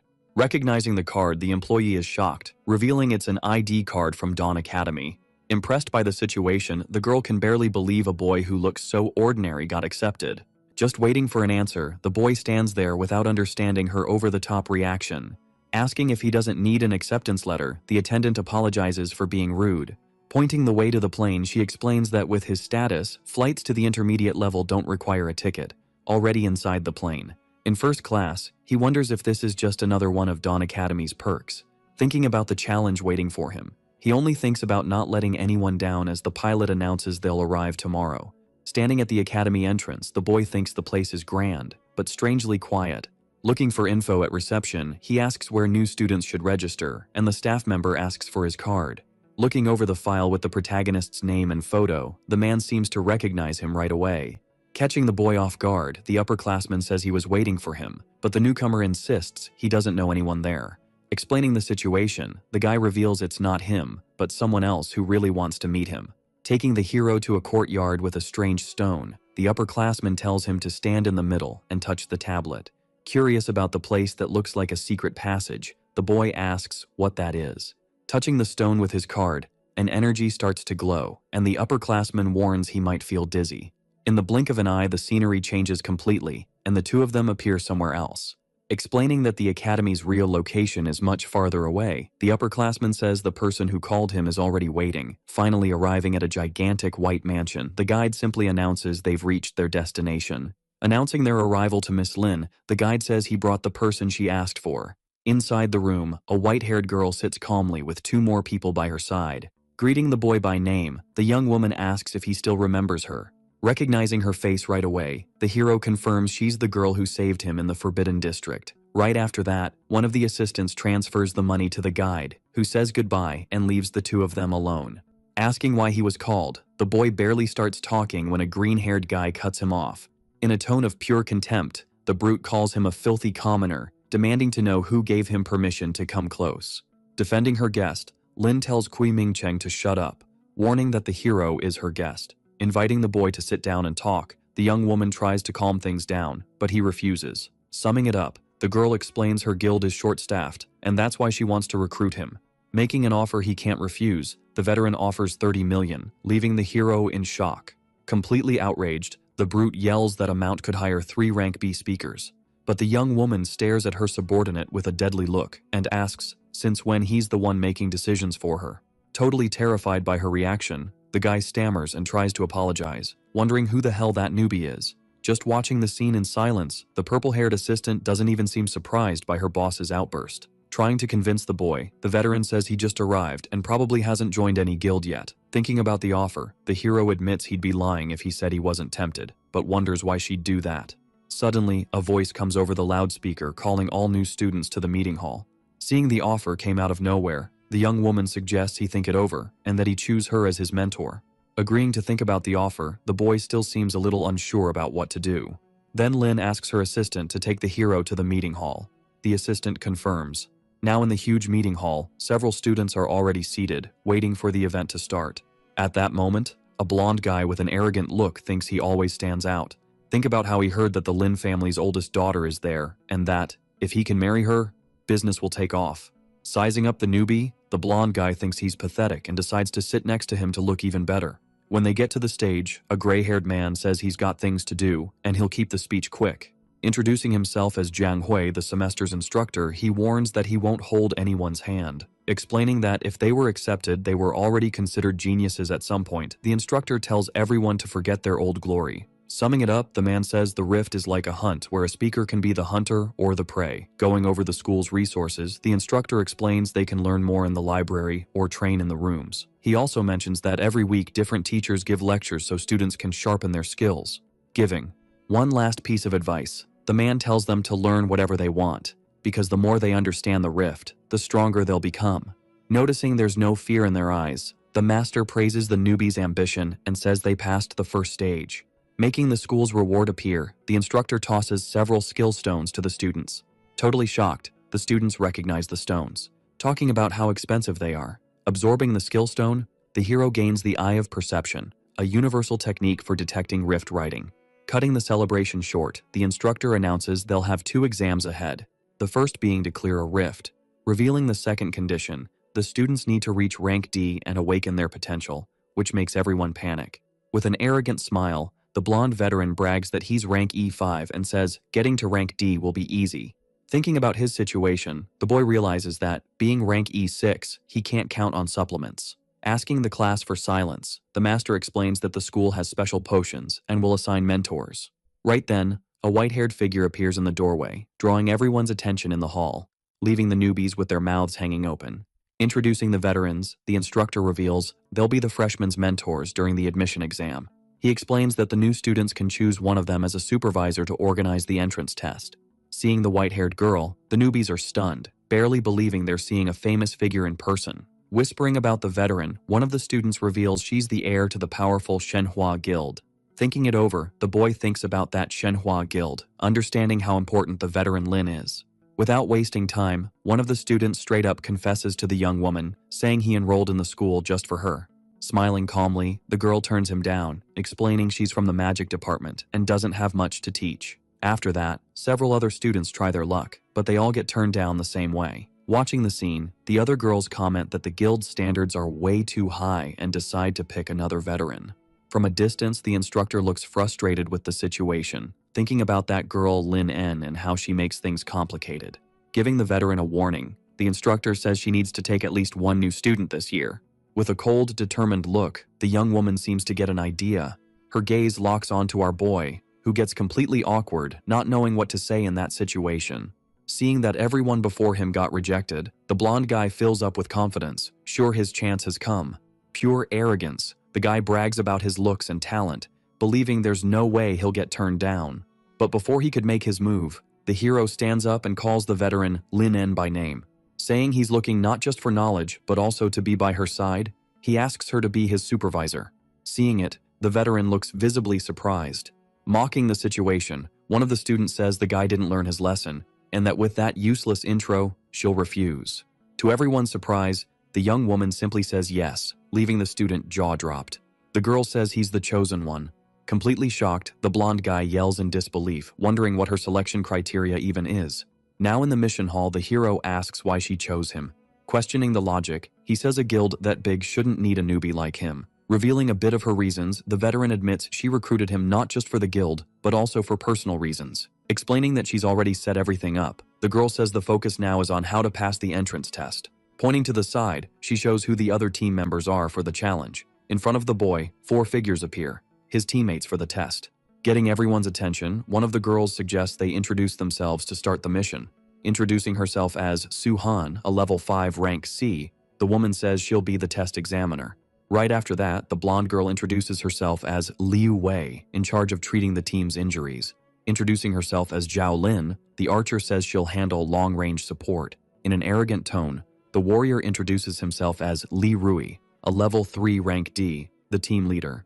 Noticing the boy has no gear, the leader asks if he's awakened any special potential. To the warrior's shock, the hero reveals he's just a rank E newbie and still hasn't awakened his potential. Seeing that complaining won't help, the healer says the teams are already set and there's nothing to do. Giving the newbie some advice, the blonde girl tells him to stay close to her when they enter the rift. With a sigh, the healer explains that, without a weapon or potential, he can't even hurt the creatures. Back at reception, the team leader requests the evaluation, and it's approved with the rift assigned to room 1. Using a fragment of the world tree, the group leader manages to actively open a portal to the rift. With the rift open, the warrior tells the team to get ready to go in. Feeling the dense stellar energy, the hero thinks this is finally a real rift. He just hopes they can find the enhancement item without too much trouble. Inside the rift, the team appears in a cave, totally different from what they expected. They don't even have time to adjust before the girls realize the enemies have already spotted them. Shouting for them to form the standard formation, the team leader gets ready to fight. Impressed by how fast the team moves, the boy notices they snap into battle formation instantly. Using her stealth combat skill, the examiner vanishes, saying the test has begun.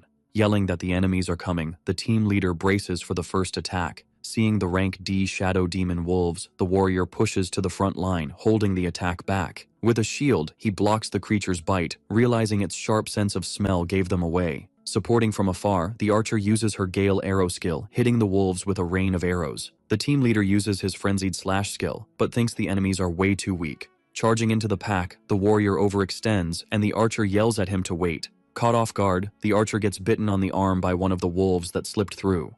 Immediately, the healer gets ready to help, saying she'll heal her teammates' wounds. But before she can do anything, one of the demon wolves lunges to attack her. Panicking, the blonde girl freezes in fear, with no time to react to the attack. In the blink of an eye, our boy appears in front of her and knocks the wolf out with a single slap. Thanking him for the help, the girl is visibly relieved, and the hero just asks if she's okay.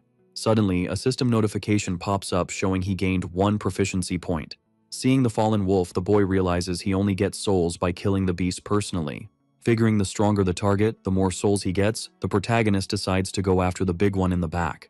Fighting on the front line, the archer gets hit and desperately yells for healing, her whole arm scratched up. Running to help, the healer says she's on her way to support her injured teammate. Using her skill, the girl releases a healing light that closes the archer's wounds instantly. Impressed by the newbie's help, the healer says she didn't even see what happened, not believing he saved her. Watching the fight from afar, the examiner notices the team's coordination is awful, and the leader is only focused on having fun. Sizing things up, the woman understands the warrior's level makes up for his recklessness, but she's afraid the test will fail. Laughing at the situation, the team leader brags about how easy the test is and says he could clear everything by himself. Caught off guard from behind, the warrior yells, thinking the enemy hadn't noticed him. With an attack, he tries to hit the wolf, but the creature has some kind of armor that blocks the blow. Seeing his sword go flying through the air, the brute is stunned, not believing his attack got deflected. A giant rank D stone wolf appears, ready to attack. Without giving him time to react, the creature lunges and viciously bites the warrior's arm. Hearing the screams of pain, the girls on the team notice the new threat, shocked by the appearance of a stone wolf. Seeing that the leader's screams drew in more enemies, the archer realizes they're now completely surrounded. Desperately yelling at the healer, the leader tells her to come heal him, but the young girl warns him he's too far away. Putting all the blame on her, the guy says if they fail the test, it'll be because she was too slow, sending the girl into a panic. The archer yells for her teammate not to go, knowing getting close alone would be way too dangerous for her. Without giving her time to think, one of the stone wolves charges straight at the healer. Watching from afar, the examiner thinks it's ridiculous to send the backline in for a rescue, considering it basically suicide. Deciding the test can't be saved anymore, she gets ready to step in and end the mission. Suddenly, she notices something she didn't expect coming from the rookie's direction. But before the attack lands, the boy yanks the girl back, pulling her out of danger at the last second. Using his own body as a shield, he stops the stone wolf's bite with just one hand. Crushing the beast's head with his demonic armor, the hero finishes the monster and gets 30 soul crystals. Seeing this one was stronger than the last, the protagonist realizes stone armor is nothing compared to demonic power. Shouting for everyone to follow him, he announces he's going to carve a path so the team can get out of there safely. Without wasting time, he grabs the fallen warrior's sword. Running out in front of everyone, he forces a gap between the monsters. Finishing off another stone wolf with a single strike, he gets another 30 souls. Right after that, he drops yet another beast, scoring another 30 souls. Completely stunned, the examiner wonders how that rookie has such advanced skills. Not believing it, the archer and the healer ask if that power and speed are really from an E rank. Running up to support, the two push forward along the path, but right behind them, more stone wolves give chase. In a flash, the monsters pounce at the two girls as they run from the creatures. Seeing the danger, the boy yells for them both to duck immediately. In an instant, the hero wipes out all the wolves at once, racking up souls non-stop. With all the enemies down on the ground, the girls are safe. The boy says they should be safe for now and asks the healer to take care of the wounded. Still totally stunned, the two can barely believe he cleared everything in an instant. Meanwhile, the blonde girl uses her magic to heal the leader's arm, and he complains in pain. Standing guard beside the hero, the archer says she's fine and thanks the healer for the help. Seeing his counter at 210 souls, the boy realizes he got more than he expected. The leader yells that he was going to quit the test, leaving the boy and the archer surprised. Trying to calm things down, the healer steps in while the leader complains about carrying the team all by himself. Blowing up in anger, the archer says if he hadn't rushed in, they wouldn't be in this mess. Refusing to take the blame, the warrior says he got hurt because the others are trash.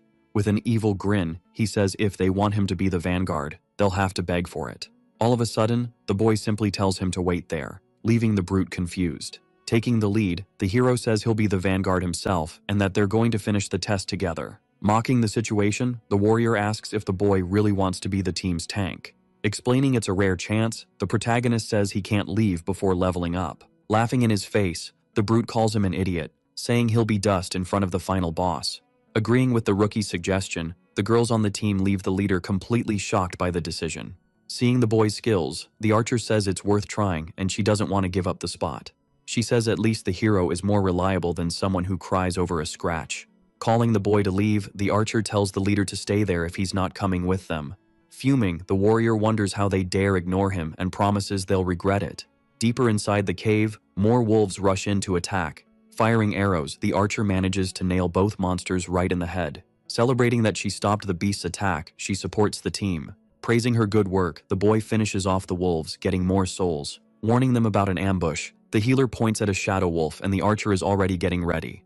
While the archer finishes off one of the wolves, a second one tries to attack from behind. Before it can get close, the beast gets knocked out and sent flying. Asking if they're okay, the hero shows up with his demonic armor activated. Seeing that that was the last monster nearby, the team finally gets a moment to breathe. Impressed by how many beasts they killed, the archer doesn't even realize how fast it all went by. Praising the boy, the healer says it's because he's an amazing tank, and they're not feeling any pressure. Feeling like they're close to the final area, the archer gets excited to finish the test. All of a sudden, the young woman calls out to the newbie, curious. Asking about the blue light on the boy's arm, the archer says she's never seen anything like it before. Seeing he's been found out, the hero decides to make up an excuse saying he doesn't know what it is. Asking if that's armor, the healer figures it must be some kind of coupling type potential. Calling the boy out for lying, the archer says he told them he didn't have a potential when he joined the team. Explaining that he needs to report his potential so he won't get discriminated against, the healer warns that tanks are in high demand. Thinking back on the mission, the hero regrets losing a lot of souls because of the others. Looking at his counter showing 810 souls, he wonders if he'll get the chance to gather the 2,000 he needs. Watching the team from far away, the examiner can barely believe an E-rank freshman turned things around.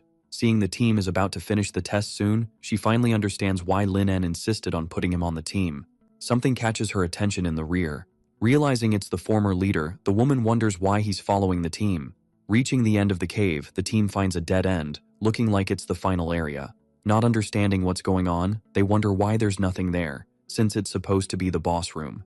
Theorizing about the mission, the healer suggests maybe there isn't a boss, but the archer thinks that's impossible. Thinking that if the rift doesn't close, the test won't be complete, the team wonders if this is a rare case. Activating his perception, the boy uses his ability to analyze the surroundings, sensing something off.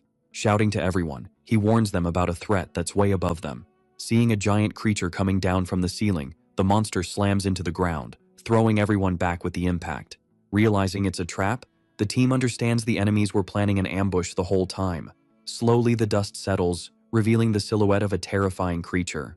The girls on the team can barely believe what they're seeing, frozen. Emerging from the shadows, 3 giant D-rank demon wolves appear. Leading the pack, the Stone Wolf King, also D-rank, reveals itself. Dropping her stealth, the examiner yells for the team to fall back and that the test needs to be aborted. Explaining the situation, the woman says 3 elites and a boss are way beyond what this test is supposed to be, warning them there's no way they can handle that. The veteran says she won't be able to protect them.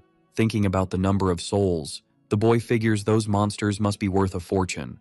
Suddenly, a mission notification pops up in front of him, catching the protagonist off guard. Revealing the wish mission, the system tasks him with obtaining the Stone Wolf King's soul.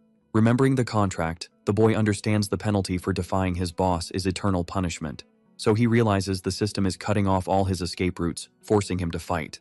With a crooked grin, the boy thinks the system is seriously underestimating him.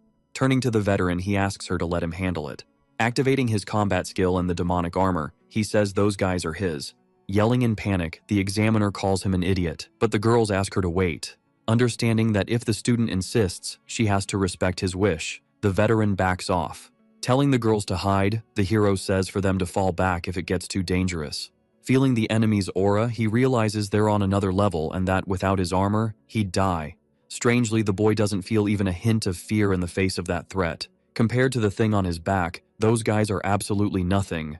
Charging in with everything, the wolf pack rushes to attack the hero. Immediately, the boy cranks his perception up to the max, dodging the Stone Wolf King's attack with insane speed. Right after that, he gets surrounded by the other monsters. Completely shocked, the girls can barely believe he's holding off 4 Lord-level monsters.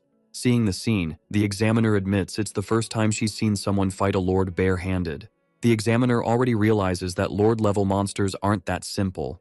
Dodging the demon wolf's attack, the boy notices that fighting four at once is way too dangerous. Deciding to cut their numbers down fast, he focuses on taking out the king first before his stamina runs out. With a clean punch, the protagonist lands a direct hit on the stone wolf, but he's caught off guard. The demon armor's full power attack wasn't enough since the beast protection didn't break. Then the stone wolf king activates its lord skill called rock armor. To the hero's surprise, all the cracks just heal in the blink of an eye. Realizing the monster is trying to win by wearing him out, the boy needs to find a way to break that stalemate. Watching everything from far away, the former leader can barely believe the newbie challenged four lords. Convincing himself the lords must be weak, he thinks that if it were him, it'd be easy. Full of envy, the brute decides this should have been his moment.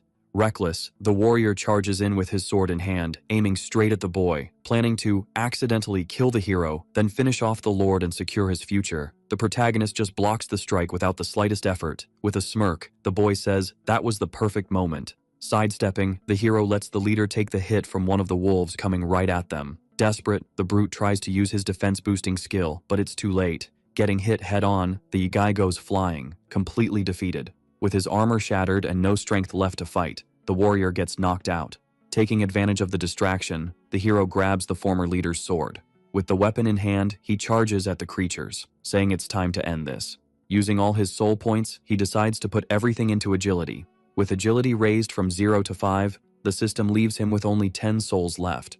With the stat increase, he gains the exclusive combat skill Divine Speed. In the blink of an eye, he slices one of the demon wolves in half, getting 750 souls. The boy just confirms that one of the enemies is already down. Impressed by the new skill, he finds out it also gives a powerful passive effect. With this new skill in hand, he faces the last two wolves. With a clean strike, the boy finishes the second wolf, getting another 750 souls. Seeing it from far away, the examiner is stunned, not understanding how he got even faster. Facing the last demon wolf, the creature seems scared of the boy. Meanwhile, the girls on the team try to help the fallen former leader, but the monster notices them. Seeing the wolf charging, the archer yells for her partner to be careful, but it's too late. The archer refuses to be underestimated and prepares her skill. Using Converging Storm, she fires off an energy tornado. Taking advantage of the distraction, the boy runs in to finish the last enemy while the archer's attack fades. With a quick slash, he defeats the last wolf, getting another 750 souls. With the count at 2,260 souls, the protagonist finally has enough. Now only the Stone Wolf King is left, and the real battle is about to begin. Without hesitating, the boy uses all his souls and finally levels up. With the system confirming the level up, he goes from rank E level 6 to rank D level 1. Wrapped in an intense aura, the hero evolves to the next rank. Seeing the burst of power, the examiner and the girls on the team are left speechless. With a system notification, the boy learns his potential has been unlocked, granting him the power of the abyss. Wanting to reach full rank D, he gains an exclusive combat skill as a reward. Looking over the new skill, the hero gets ready to use it against the boss. Revealing Touch of Death, the technique lets him summon 4 tentacles from the abyss domain. With a simple checkmate, the shadowy tentacles pierce the Stone Wolf King, ending the fight. Gaining 5,000 souls all at once, the boy defeats the Rift boss with his new skill. Satisfied, he thinks the Lord-level monster was worth it, and that the piercing power made everything easier. Completing the Wish mission, the protagonist gets the Stone Wolf King's crystal as a reward. Shocked by the victory, the girls can barely believe he beat a lord by himself. Confirming the lord was defeated, the examiner explains that the energy fluctuations have stabilized. Celebrating the win, the two of them hug, happy they finally managed to pass the test. Thanking the newbie for carrying them, the girls bow, and he just asks them to call him by his name. Praising the duo's solid performance, the examiner gives 5 credits to each of them. She also says they did their part, followed the plan, and didn't give up, which deserves praise. Praising the boy's performance as the best she's ever seen, the woman gives him 15 credits. Completely shocked, the girls can't believe the hero got the highest score they've ever seen. Thanking the veteran, the boy gets told he'd deserve even more if it weren't for the limit. Suddenly, the former leader wakes up furious, asking why the hero ended up with his credits. Explaining the penalty, the woman accuses him of abandoning formation and attacking a teammate, voiding his results. Desperate, the brute tries to justify himself, saying he just wanted to end the fight faster. The examiner warns him that when the higher-ups look into his behavior, things are only going to get worse. Telling everyone to head back before the rift closes, the team gets ready to leave the cave. Back in the hall, the veteran says she's already sent the results and that the rewards will be transferred. Taking the chance, the girls ask for the boy's contact info, saying they'll call him for future missions. With a new offer, the examiner invites him to her guild, offering 3 million.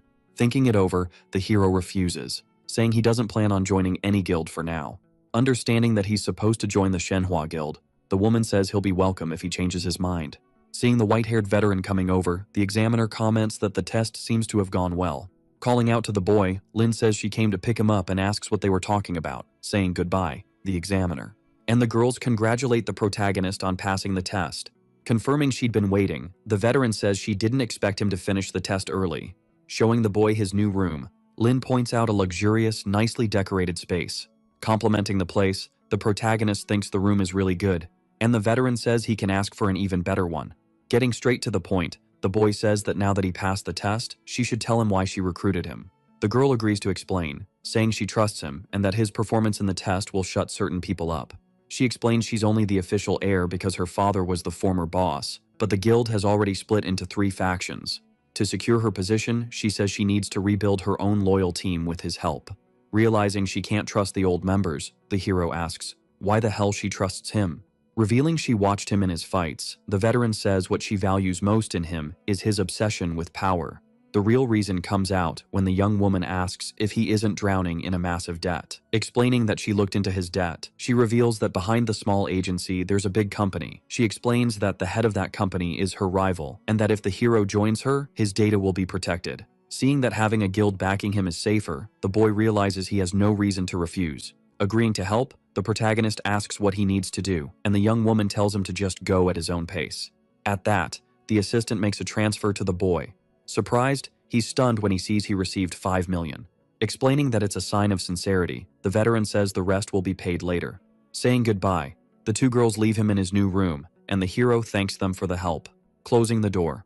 Lying on the bed, he breathes a sigh of relief and decides to check what he earned today. Seeing that new features have been unlocked, he looks over his status and the exchange shop.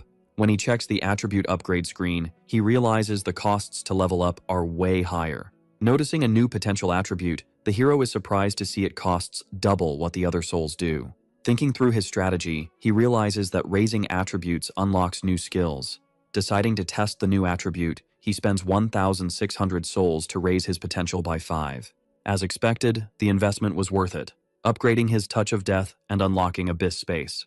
Testing the new storage function, the boy puts a bottle of water into a shadow that rises up from the floor. With a satisfied smile, he pulls the item back out, realizing how much easier the new skill makes everything. Checking the other functions, he sees he can't rank up because he's missing a key item. Super pumped about the new shop, the hero wants to explore the new possibilities that just opened up. Amazed, he's impressed by the variety of items and weapons available to buy. Knowing weapons are crucial, he decides to spend 1,500 souls to buy a lesser greatsword. Holding the new weapon, the protagonist gets excited about how the sword feels in his hands. Seeing his souls are running out fast, he decides to save the rest just in case. Suddenly, his boss shows up out of nowhere, which scares the kid for a second. So the hero explains that he awakened the abyss potential, and that now he can even summon his boss to fight. Impressed that he mastered the abyss so fast, the entity asks how he figured out how to level up. Seeing his servant's progress, the boss says that now that the kid can enter rifts, it's time to work. The next day, at the rank evaluation department, the kid waits his turn to be evaluated. Asked by his boss, the hero explains that he's waiting for his potential evaluation so he can get missions. When he's called in for the test, he stands up and follows the evaluator to the exam area. Confirming his identity, the woman explains that few people awaken their potential at rank D this early. Going over the process, the evaluator says the device measures the potential's rarity by color. Telling the kid not to get discouraged by a low rarity, she mentions that a second awakening can change everything, telling him to hand over his black card and place his hand on the device. As he touches the device, a multicolored energy starts to glow. Thinking the color fluctuation is weird, the woman realizes the identification isn't instant. Looking at a panel that shows nothing, she finds it strange. Suddenly, a massive energy bursts from the pillar, with dark eyes appearing at the top. Seeing it, the other evaluators panic, not understanding what's happening. Feeling the intense pressure, everyone can barely breathe, wondering what kind of potential that is. Completely shocked, the evaluator admits it's the first time she's seen detection waves that strong. The kid finds out his potential is Apostle, and the woman notes there's no record of the color purple.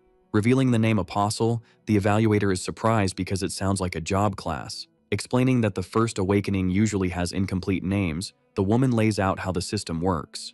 Out of nowhere, the section chief shows up and asks what the commotion from earlier was, cutting her off. Reporting the kid's test, the evaluator says his potential rank is purple and unheard of. Checking the detection panel, the chief confirms the data isn't wrong and the device is working. The man concludes that purple rank is a completely new level. Calling his superiors, the section chief confirms the device is working and reports the potential. Letting the chief know, the evaluator confirms the black card's recording is complete. Handing over the new card, the man explains that since purple rank is unprecedented, it was classified as unique rank. Seeing the new ID, the kid wonders if the purple color has something to do with the fragment of the authority of creation. Meanwhile, the other students talk about the new rank, thinking the name is awesome. Thinking the name Apostle is a bit too fancy, the hero decides it's time to do missions. At the mission hall, a guy walks up asking if he's lost and looking for a mission. Introducing himself as Zhang Hao, the man says his team is missing one person for a gathering mission. Looking at the offer on his phone, the kid finds out it's a mining job that pays less, but is safer. Figuring that 4 people would earn 2 credits and 50,000 each, the protagonist accepts right away. Excited, the guy explains that to join, you just need to download the school's official app. Meeting up with the rest of the team, the leader introduces himself and says they can finally start the mission. Asking about safety, the hero finds out the free supervision is only for the freshman test. Arriving at the crystal mine cave, the team is impressed by the size of the crystal vein. Suddenly his boss shows up out of nowhere and senses something strange in the air. The entity calls to him and the kid asks if he has another wish to make. Getting a new wish mission, the kid finds out he needs to collect 150 ores. Right after that, his boss explains that the stellar energy in the crystals is rich and that he can absorb it. Offering one of his extra tools, the team leader tells the hero to hurry up. Impressed by the newbie's strength, the guy asks if his potential is the strength type. Commenting that offensive types have it easier, his teammate says his vision is useless in fights. Cutting the protagonist off, the entity tells him to stop talking, complaining it can't absorb the crystals. Trying to stash one of the ores, a notification warns that he doesn't have ownership rights. Noticing the kid's distraction, the team leader warns him not to do anything stupid. Finally understanding the situation, the protagonist worries about how he's going to find that many crystals in just 1 hour. With zero empathy, his boss just says that's not his problem and tells the hero to figure it out. Right at that moment, the whole cave starts shaking and the group leader wonders if it's an earthquake. Pointing toward the back, one of the team members yells for everyone to look at that. Revealing a giant crystal-eating worm, the team panics. Shouting to forget the remaining ore, the leader tells everyone to fall back the way they came. Without giving them time to think, the monster starts chasing the team as they run like hell. The creature manages to close in on them really fast. The kid realizes the danger is right there. Without thinking twice, he shoves the group leader out of the way at the last second. Getting swallowed by the creature, his teammate screams the hero's name in panic, thinking he got caught. Already inside the monster's mouth, the kid reveals he let himself get caught on purpose. Figuring the thing nests near the ore, the hero gets excited because he can take it all.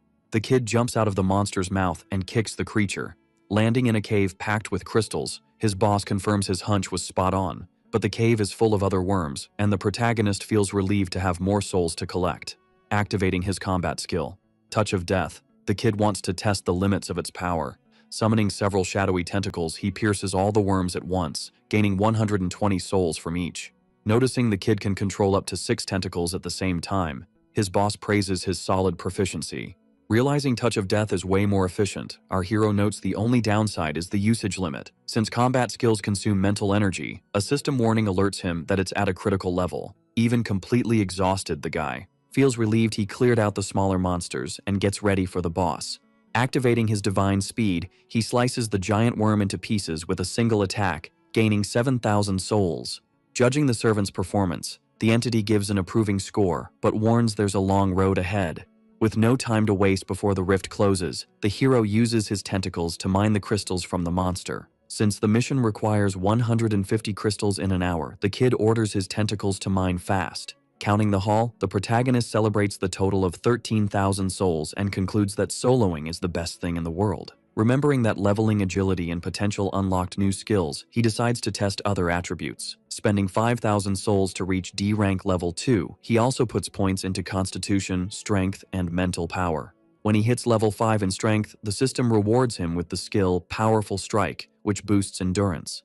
Reaching level 5 in mental power 2, he gains the skill Calm Breathing, improving recovery. Activating calm breathing, the protagonist realizes the skill is insane, letting him attack with touch of death at no cost. Checking his stats again, he gets curious about what the senses attribute does since he's never used it. Thinking over the attributes, the kid understands what each one does, but the power of senses is still a mystery. Determined to test it himself, he spends the rest of his souls to find out what that attribute does. Gaining the skill eye of the bearer of authority, he understands the attribute is for information-type functions. Using the new skill to scan the larvae, he gets detailed info and notices a weird glow.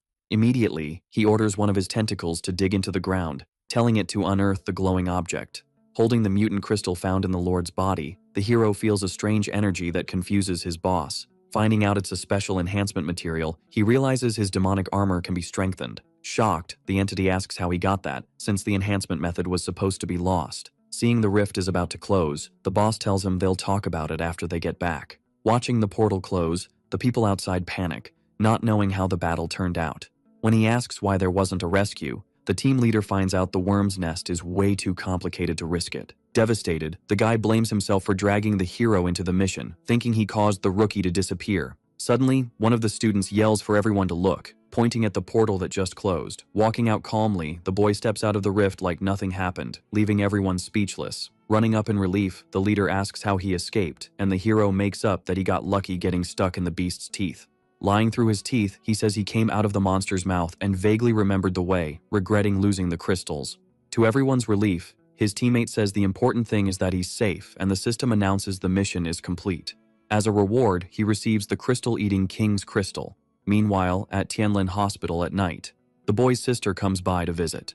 Walking into the room, the young woman is completely shocked to find the bed where her mother was is empty. She runs down the hallway in a panic and asks a nurse where the patient is, thinking something terrible happened. The nurse explains the patient was transferred to the ICU, which makes the girl worry about the cost. The woman says Director Hu from Lighter Academy paid the treatment in advance in the son's name. Back to the boy, he spends 3,000 souls and uses the mutant crystal to finally upgrade his demonic armor. With the evolution, the armor now boosts his strength when equipped and releases energy to cancel out attacks. Finding out the authority fragment also contained an upgrade method, the hero celebrates what a productive day it's been. Looking at the mission crystals in his storage, the young man realizes he'll figure out how to use them by keeping on doing tasks. Using the money to take care of his mom and pay off debts, the protagonist can finally breathe easy. He knows, though, that he needs to take higher-level missions to pay the rest of the debt and protect himself. Determined to solo more rifts, the boy checks the school recruitment forum while his boss eats fried chicken. Going through the listings, he realizes the posts are from veterans and that solo missions are impossible for newbies. Getting a brilliant idea, the hero decides that if there isn't a suitable team, he can just make one. Posting an ad, he looks for support-type assistants with no combat ability and with their own missions. Confident, the guy finishes the post, but his boss doubts anyone will believe such ridiculous conditions. Deciding to rest and look for a team the next day if nothing works out, the protagonist turns off his phone. Early the next morning, the room phone starts ringing non-stop, waking him up in an annoying way. Not understanding what's going on, the boy gets up wondering why the doorbell has been ringing for 10 minutes. He opens the door, still half asleep, and finds a girl calling him boss, leaving him confused. Staring at a crowd at his door, the young man has no idea what's going on. Explaining the situation, the girl says that since he didn't answer, she brought everyone who wanted to join. Explaining the silence, the hero says his phone was on silent and he didn't expect anyone to believe those conditions. The girl explains that low-level supports have a hard time finding a team, so everyone's eager. Whispering in the back, two guys doubt he can carry the team, thinking it's impossible to clear a rift alone. Standing up for the boy, the girl assures them she's teamed up with him before and they can trust him, calming everyone down. Still not buying the offer, another girl asks if it's true they don't have to do anything and still get half. Confirming with a tired look, the protagonist says yes, as long as they don't interfere with what he does. At that, the whole crowd erupts, with everyone shouting about their own mission and wanting to go first. With an awkward smile, the girl admits she didn't expect this many people and asks which task he'll do first. With a sinister grin, the boy reveals his real intention, saying he's going to take all of them. The scene shifts to the Hengsheng group building at night. Inside, a man gets punched in the face. Stepping on the fallen thug, the blonde attacker yells that he's the worst on the team and that he got chewed out because of him. Keeping the beating going, the boss gives brutal orders on how to collect debts, even telling them to kidnap people. Threatening his subordinate, the blonde boss warns that if the performance stays bad, he'll come after his debt and his family's too. Bloody on the floor, the man takes the beating in silence, knowing what happens if he fails the company. Leaving the building, the man meets his underlings, who call him boss respectfully. Seeing the cut on the boss's face, one of the guys asks what happened, but he just says it was a scratch. Suggesting they expand the business, the thug says that with debt collection alone, they can't keep up with the other teams. Slapping the guy across the face, the boss refuses to do the same disgusting stuff, afraid his kids will suffer. Deciding to look for money somewhere else, the man remembers that hidden rank guy, Joe Chen. The debt boss remembers the kid's name and decides to investigate. Looking at the hero's file, he finds out the brat paid $2 million in one go and got into Dawn Academy. The villain realizes he didn't expect the kid to be such a big fish and decides to go after him. Meanwhile, in a rift, the kid and his team face a rank D cave tree demon. Beating the creature with his shadow tentacles, the hero gets 12,000 souls and completes the hunting mission. Right after that, he takes out several swamp fishmen, getting another 10,100 souls. Blowing up a stone giant, the kid gets another 5,000 souls and completes another 3-star mission. Standing among the monsters' bodies, the protagonist thanks his teammates, because thanks to them he got a lot of souls. Focusing on potential, the kid spends his souls to level up strength and spirit.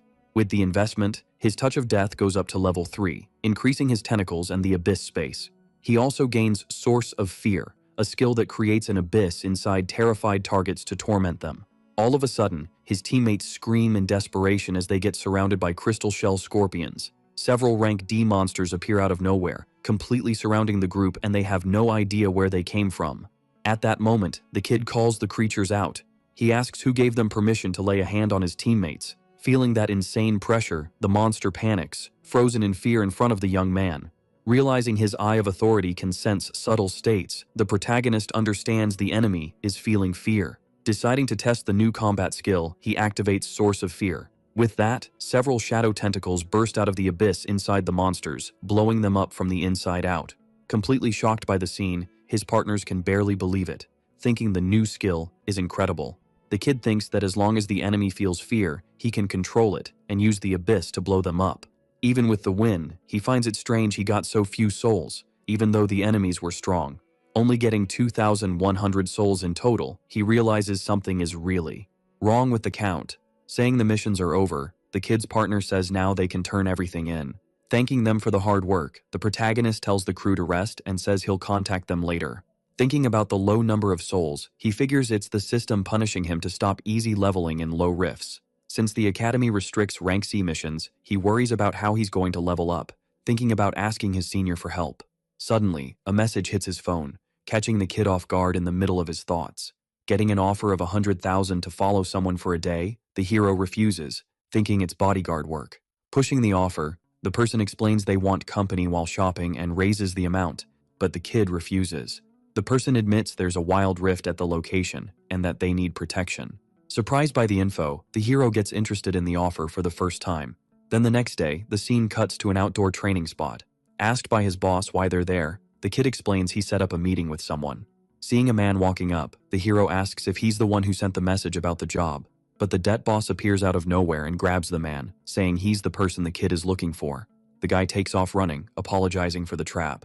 Not understanding anything, the kid just stands there, wondering what's going on and if he got played. The villain says that if the young man tells him how he got the money, he guarantees he'll let him leave safely. Ignoring the villain, the hero just complains there isn't a wild rift there, wondering where he can find one. Stopping the kid from leaving, the debt boss asks if he gave him permission to go. The man gets pissed that the protagonist is really looking down on him like that. Using his combat skill Pressure, the villain brags about his power, introducing himself as Lin Yu. Recognizing the name, the kid realizes he hasn't heard about that guy in a long time. Finally, he understands that's the loan shark who gave the loan with insane interest. Asking why they're still after him, the kid gets a cynical answer. The villain says it's exactly because he has money that they're looking for him, leaving the hero furious. Annoyed by the nerve, the loan shark compares him to another brat, saying he's getting cocky just because he got into the academy. The loan shark says he needs to smack him around a bit so he learns how to behave. To the thug's surprise, the kid just throws a punch first. Totally shocked, the guy wonders what happened and when the hell the kid attacked him. Not believing what just happened, the villain refuses to accept that he couldn't keep up with a rank D's movements. Thinking it was just a coincidence, the man activates his combat skill, the high pressure fist. Before he can attack, the kid nails him with a punch to the face. Keeping the beating going, he punches the loan shark in the stomach. Finishing with a blow that slams him to the ground, the protagonist knocks the guy out. Lying on the ground all beat up, the loan shark realizes he has no power to fight that kid. Begging to stop getting hit, the villain surrenders. The entity comments that that's the debt guy and suggests killing him or torturing him a bit first.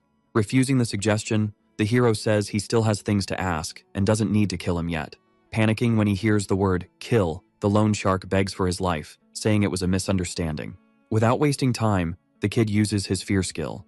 The villain is completely terrified by the scene. Activating the source of fear, the kid says they're gonna have a little chat and he'll know if he lies. Desperate, the loan shark begs not to be killed, promising to tell him anything he wants to know.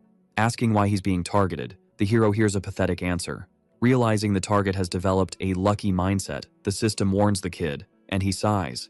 In a panic, the loan shark confesses he was desperate and wanted to know how the kid got 2 million. Confronting the loan shark about the guys who broke into his house, the villain swears he got rid of those idiots.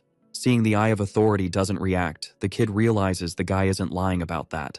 Asking about the 100 million debt, the hero finds out the one responsible is some Hengsheng group. Explaining the group's style, the loan shark reveals he also owes money, and that's why he came looking for the kid. Putting it all together, the protagonist understands his senior was right about the big company behind everything. Accusing the guy of doing a lot of bad stuff, the kid pressures him, but the villain swears he's different. Admitting the most immoral thing he ever did was capture a beast to sell on the black market, the hero remembers the ring. Asking straight up about the wild rift, the kid finds out the loan shark has one on hand. Telling the guy to take him to the rift, the two arrive at a warehouse in East 7 District. Confirming it's a rank C rift, the hero hears the loan shark explain he has connections in the black market. Asking about the tool to open the portal, the kid sees the yellow crystal the guy bought. Confident, the hero simply tells him to open the rift so they can go in and take a look. Stepping through the portal, the two appear in a lush green place, a scene totally different from what they expected.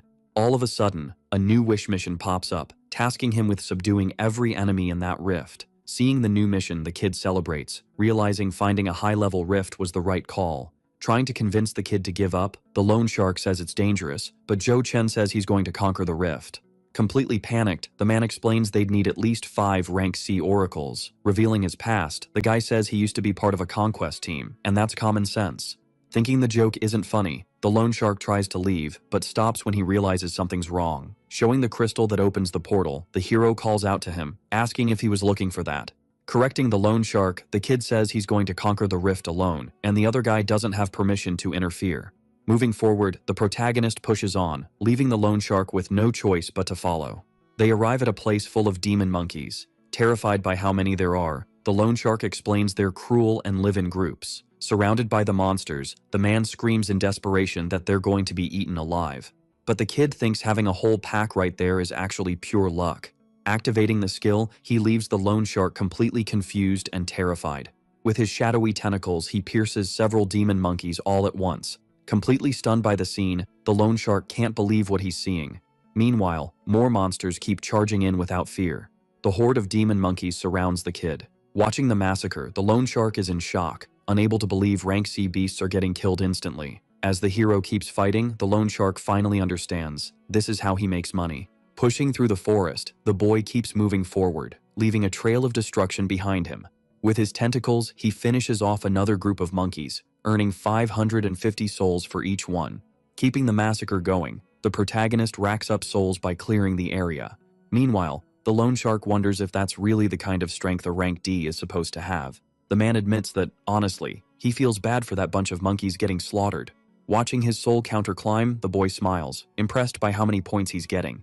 Suddenly, something comes rushing in fast, which makes the hero activate his perception.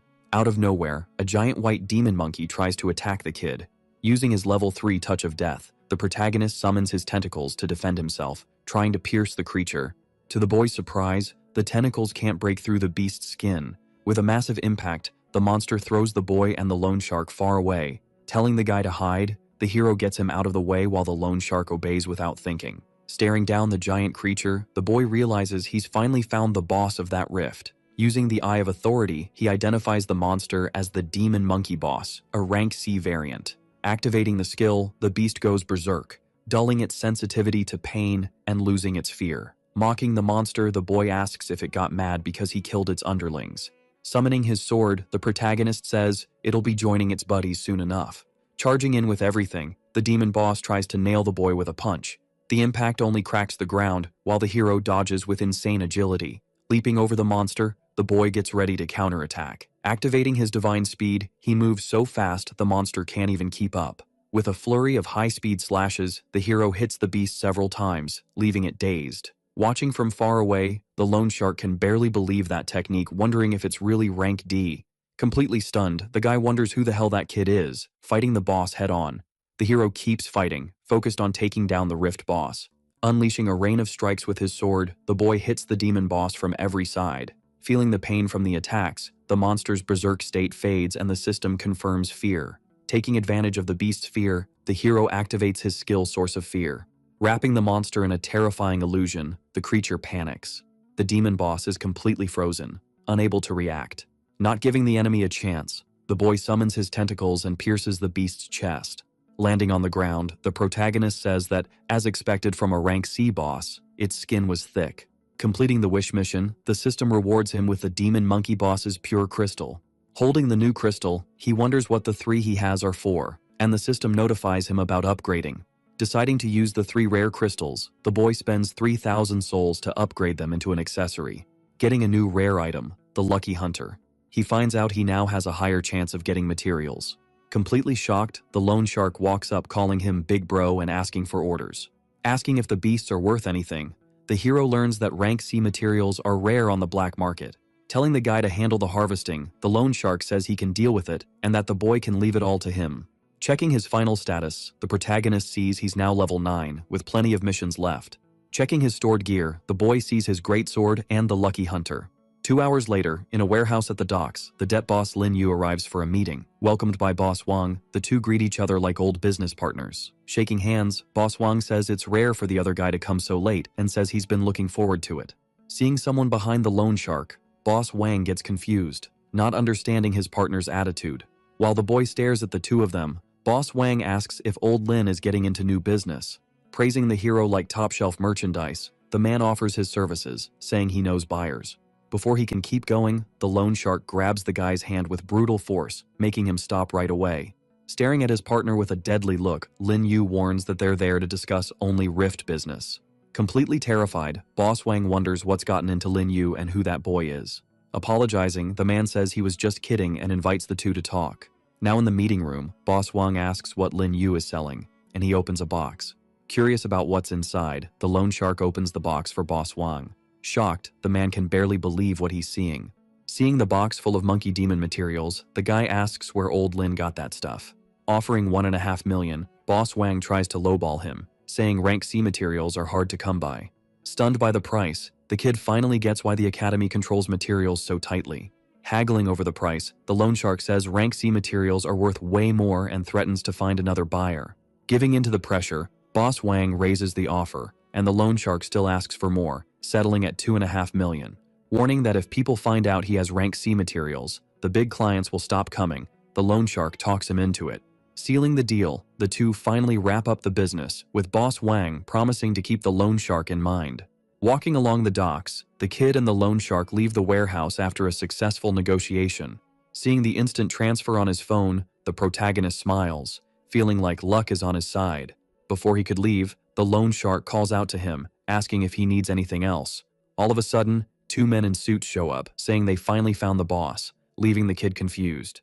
Explaining what happened, the guys say that since the boss disappeared, they got worried and tracked him down. Seeing the loan shark next to the hero, one of the goons is surprised, not understanding what's going on. Thinking the kid got caught, the man says the boss must have taught the brat a lesson. The goon asks if the kid handed over the money as he walks up to the hero. Before he could finish the sentence, the loan shark slaps his own subordinate across the face. Yelling at his goon, the loan shark hits him with another slap, telling him to shut up. Apologizing to the kid, the man calls him Big Bro and says he was careless with his subordinates.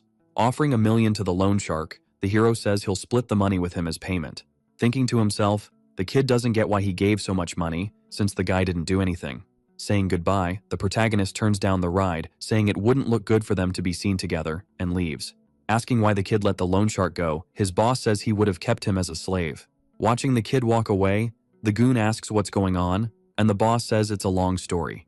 Giving new orders, the loan shark tells the guys to look for any news about wild rifts with everything they've got. He sees it as the only chance to finally buy their freedom. A few days later, on the shopping street at Dawnbreaker Academy, the kid is impressed by how many people there are and decides to take a look around, since he's got money. Walking into Nakuru General Store, he's welcomed in. Seeing the skill stones on display, the protagonist thinks everything's way too expensive. Realizing his 1 million won't last long, the kid decides he doesn't need offensive skills. Choosing 2 stones at 100,000 each, he picks Terrain Detection and Harvest Mastery. Seeing the special armor for rifts, the kid remembers he needs to change clothes. Since his clothes aren't suited for fighting, he decides to find better armor. Knowing he's the agility type, he gets that heavy armor won't work. Finally finding what he was looking for, the protagonist gets excited, thinking that armor isn't half bad.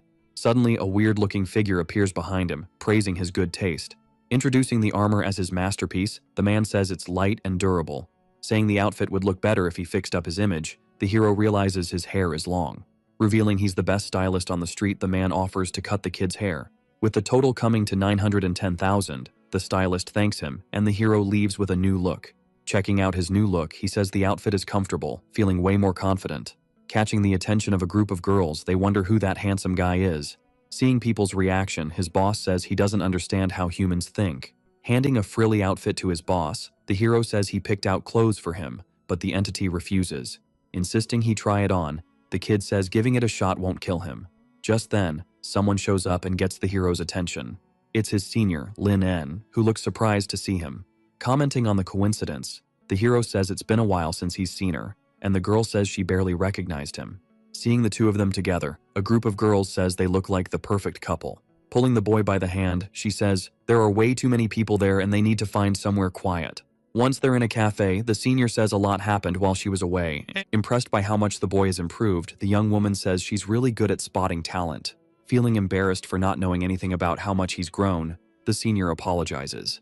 Explaining her absence, the young woman says the guild has been having a lot of problems, which makes the boy curious. The senior talks about an extremely important battle for all the major guilds. She reveals that the Golden Radiance Rift is about to appear. Confused by the name, the boy asks about this rift, not understanding what it is. She explains it's a unique rift that only opens once every 2 years. Going into what's inside, the senior says it's full of ancient ruins and powerful monsters. Offering insane rewards, the young woman says a rank D oracle can gain immense power. That's why all the major guilds fight tooth and nail for a chance to get in. As one of Shenhua's heirs, she also has to fight for the guild. Seeing it as the perfect chance to farm souls, the boy asks if he can join. Explaining that the event is a guild war, the young woman says his level doesn't meet the requirements. Warning that the Golden Rift is a high-level zone, the senior says it would be way too dangerous for him.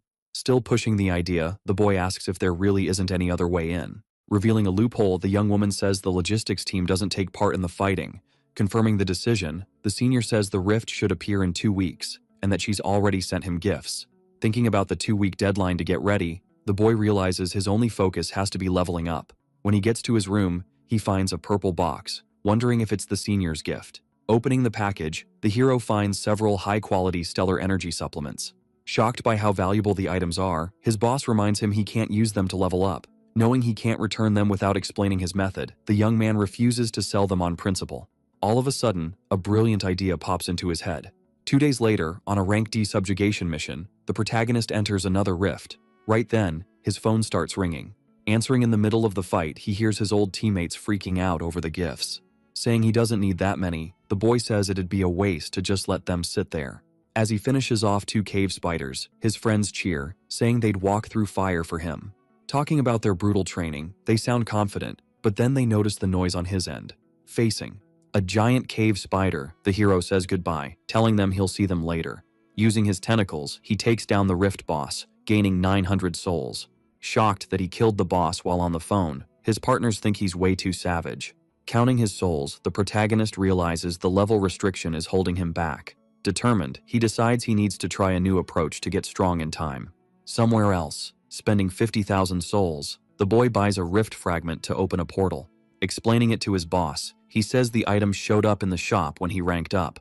Looking for a quiet place just in case, the young man gets ready to use the new item. Holding the fragment, he thinks for that price, the result can't be bad.